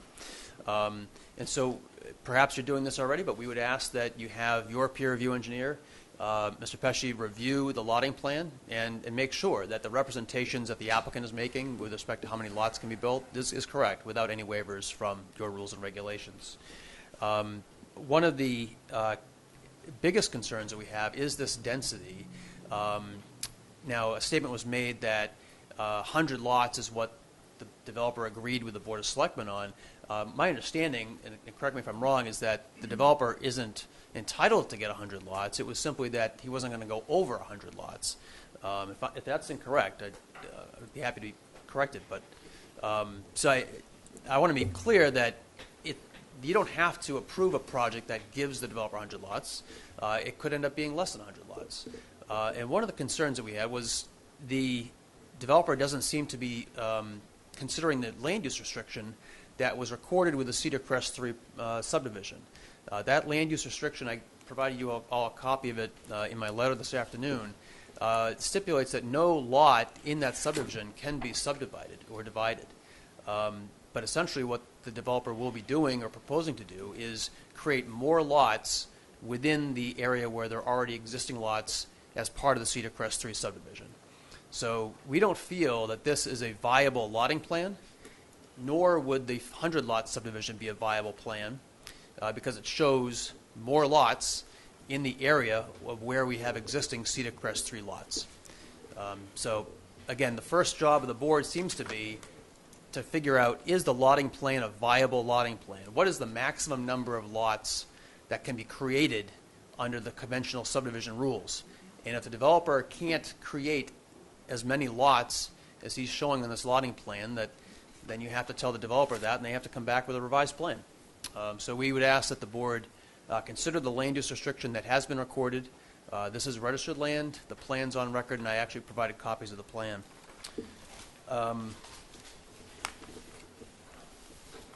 And just in closing, we're very happy to hear the applicant make the commitments he made with respect to the buffer with Evergreen. Really appreciate the comments made about the size of those lots that are close to Evergreen.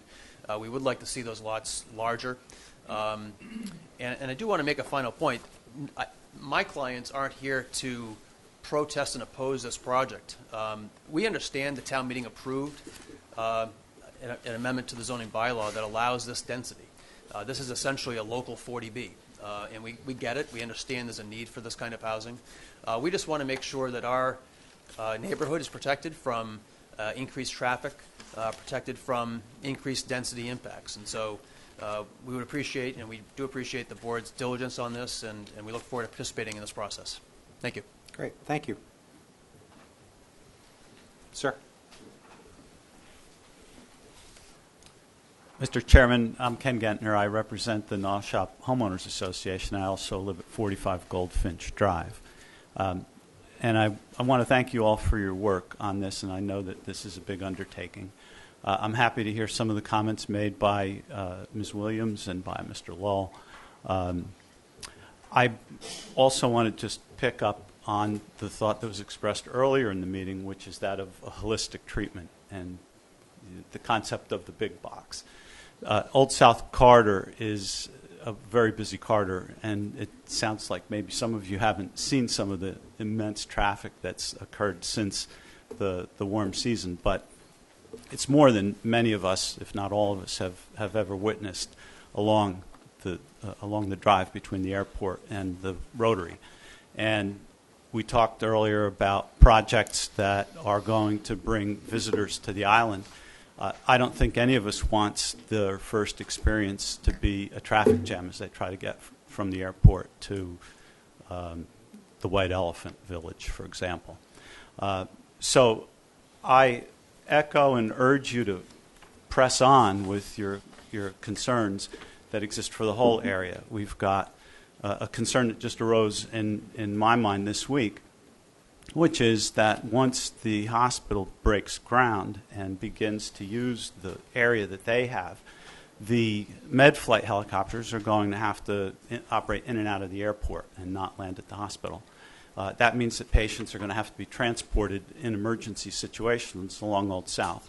And so the backups that occur are going to even be exacerbated by emergency vehicles of that sort. And I don't know about any of you, but I've been on the George Washington Bridge in bumper-to-bumper traffic, and an ambulance is coming up my tailpipe, and people are trying to get out of the way.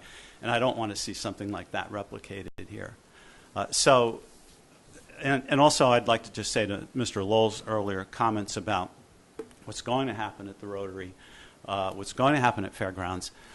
In order to prepare myself for this meeting tonight, I reviewed on Geno Television Mike Burns' two-segment interview where he talked about the traffic plan.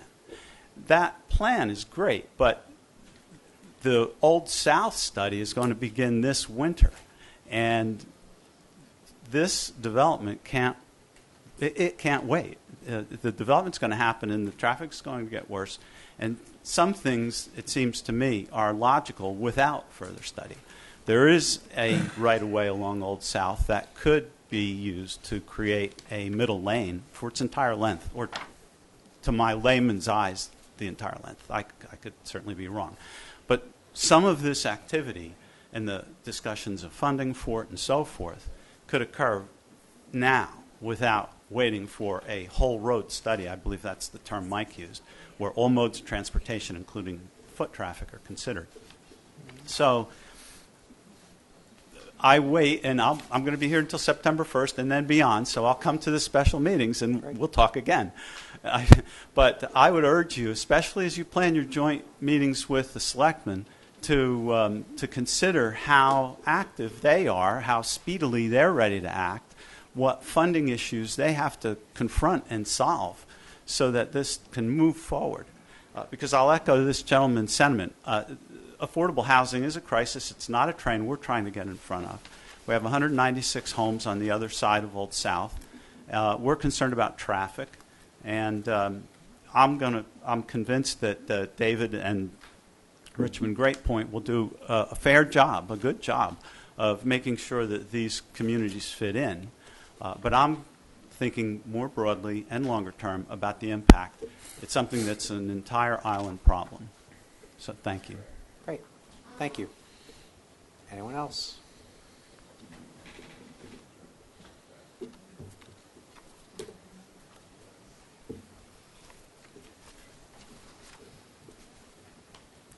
Good evening. My name is Scott Allen, 25B Daffodil Lane. I just want to speak to one portion of this plan. Attorney Hill brought up our issues with density and lot sizes on Evergreen, but there are also two spikes that sort of lead into, in the future possibly, our neighborhood yet again. If you want to put up that map, it'll sort of highlight that. I'm sure Mr. Arminetti would love to put two houses in those spikes, so I think I'm actually on his side this time. I'd love for him to put two houses there.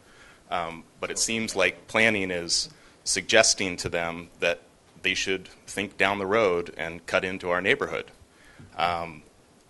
We are obviously against that. We do not want to be the rat run for campus-style housing to get to the airport, or campus-style housing to get to the gas station. No, their actual plan, their current, just now. Yes. Well, you can use that one. You can see the two spikes that lead out of the lower left-hand phase 2.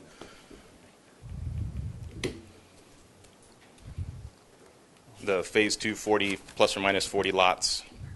There's the two spikes that lead toward Evergreen but go to nowhere. Roads to nowhere. I'd just like to highlight those. Again, this whole area, this Evergreen Way, Daffodil is a private neighborhood. I bought into this neighborhood because it was a quiet, looped neighborhood, just like Naushop. The idea that down the road someone should decide to take our road or push these roads through or make a statement that they're not going to go on to Dave Kim or that they should go somewhere else, it's what we all bought into. So I'd just like you to consider it as you move forward with your meetings. Anyone else?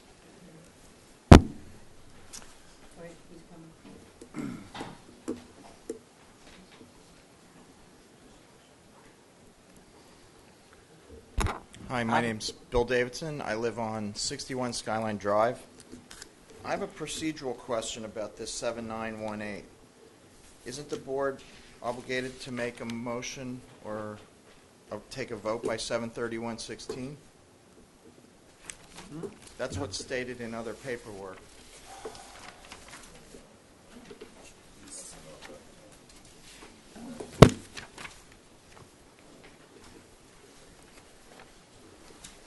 Leslie? Mr. Chairman, the action Please. deadline is by 7/31/16, so before we end tonight, the applicants will need to agree to an extension request.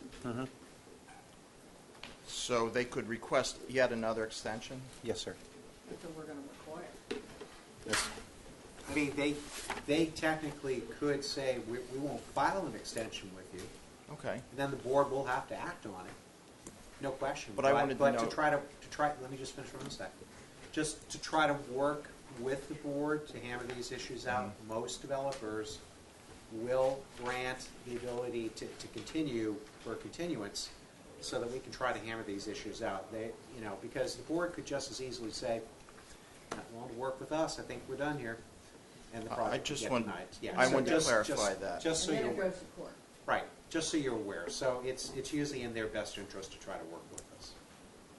I would like to echo the sentiments of the gentleman from Evergreen in regards to the Skyline neighborhood. Now, although they are only looking for a driveway, Clay Street, as stated here, the original intention was to connect the road. Now, all the traffic talk of the evening leads me to believe that both Skyline and Evergreen are one day to be the vents for this neighborhood and traffic off of Old South Road. It becomes the quickest way from this new development to the schools, to the South Shore, etc. I, like him, bought into my American dream in my little neighborhood that's quiet, peaceful, and I think serious studies on traffic density and flow need to be addressed before we move on much farther with any of the rest of this. Thank you. Thank you, sir.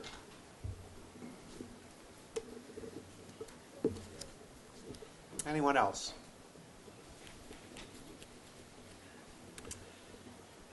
Board members. Could I ask Mr. Hill a question? Yep. Attorney Hill? Yes.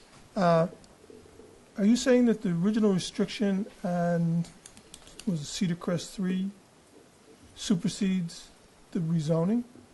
Oh, absolutely. That's a recorded land use restriction that is inures to the benefit of all the lot owners in Cedar Crest 3. They hold this as a private right. This can't be trumped No, by. I just wanted to understand what you're Absolutely. saying. Okay, thank you. Is that something that's going to expire within 30 years after its inception, if it's not enforceable by the planning board? I'm not sure if there is an expiration date on that. I'd have to look that up. As you know, deed restrictions, private deed restrictions have a 30-year time limit, Well, no matter what they say. Some do and some don't. Common scheme restrictions may not necessarily have a term on it.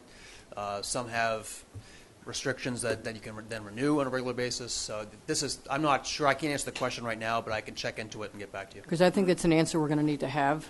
If it's not enforceable by the planning board, it doesn't sound like it's enforceable by the subdivision plan from us. Who's got the right to enforce it and re-up it? We're having a lot of trouble with these things expiring out of nowhere, and people thought, oh, it's in perpetuity. No, it's not. Right. Common scheme is an argument we've used before here. So, Okay, I'll look into it. Yeah, thank you. Anything else? Anyone else? Please. Damian Turbini, 10 Skyline Drive. I just reiterating what I've always been saying. If you approve this road, it should only have to connect to that lot that they have. I don't know why you want to put it so far into the lot. I know Barry keeps saying, well, we can always make it down the road. Can't we cement that? This neighborhood and that road, are you allowed just to create a road through a neighborhood like that in the eye of development? It doesn't seem like it's possible. You Damon, could, are you talking about clay or are you Clay, I'm about- talking you're clay. about Yes, I clay. am. Okay. I am sorry. I am talking about clay. I can't believe we can create a road and destroy a neighborhood like ours where it doesn't exist now in the first place. What he's asking for, fine. Let him have his access to the lot. It shouldn't go any farther than that, and we shouldn't have to worry about that the rest of our life, that we can't wait to open that up again. I don't think that that's a proper... It should be stated in the beginning, this is as far as it's going to go. We are allowing you to access your lot. Well, we haven't. That's what I want to say. We haven't finished with Clay Street. That's sort of rolling along with Okay, the rest of I them. just And wanna At keep least reiterating. myself, I'm not agreeing to connect Clay Street to anything in this subdivision. Thank you. There are other ways to go. Thank you. I just wanted to reiterate that. Thank you. Anyone else? Leslie? Yeah, go ahead. Mr. Chairman, Attorney Hill brought up the question about whether or not people had properly received their notice. So if anyone would like to come to the office and check on that, we do keep a record of all of the certified tax assessor abutter lists. We keep a record of when we sent them out, and we keep all of the green cards for who signed for them and when. So I'd be happy to look into that for someone. Okay. No, Andrew said continue to August 8th and get some more information and then set up the special meeting. Yeah. Okay. Okay. Yeah, Yeah, I think that- everybody's out straight for the next 2 weeks. All right. Yeah. All right, so. I'll make a motion to continue this to August 8th, and at that point, we will probably schedule special meetings that people can get to. Okay, no, Yeah, everything goes to August 8th. Yeah. And can we work out an extension right here and now? can I just interrupt one other question? Are we I'll gonna hold have my a- motion. Thank you, I appreciate it. Thank you. No, not that. What's that? Are Go we- ahead. Are we in any procedural problem because the definitive wasn't submitted?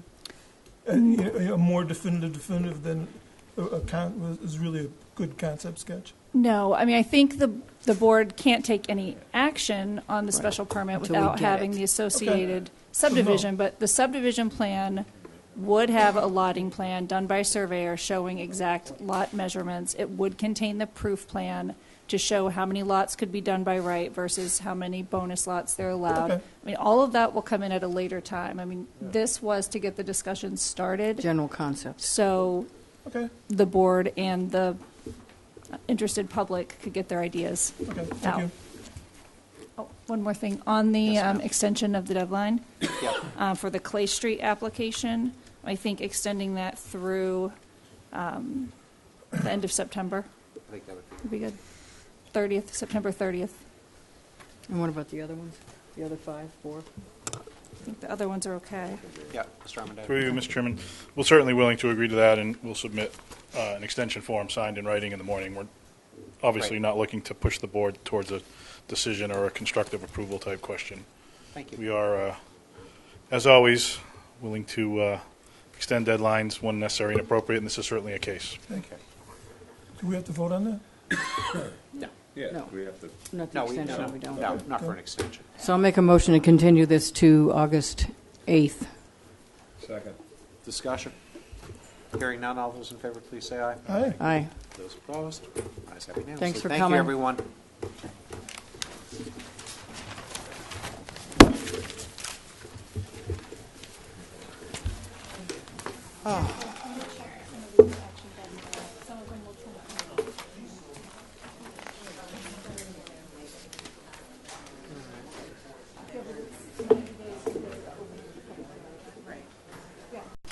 So, ladies and gentlemen, just so you're aware, we've got other business we'll need to do, so I appreciate if you just give us, yeah, thank you.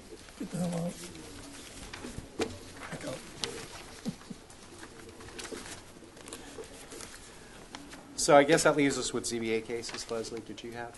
Mr. Chairman, I have one that I Yep. think the board would like to comment on. It's Please. file number 2916, Hans Dahlgaard.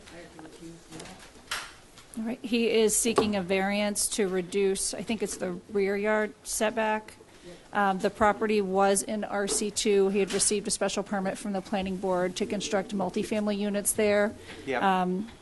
Around that time was when the economy went down, and he didn't build the units. Then he cooperatively went along with the zoning change from RC2 to CN, Okay. not really realizing that it would affect the rear yard setback.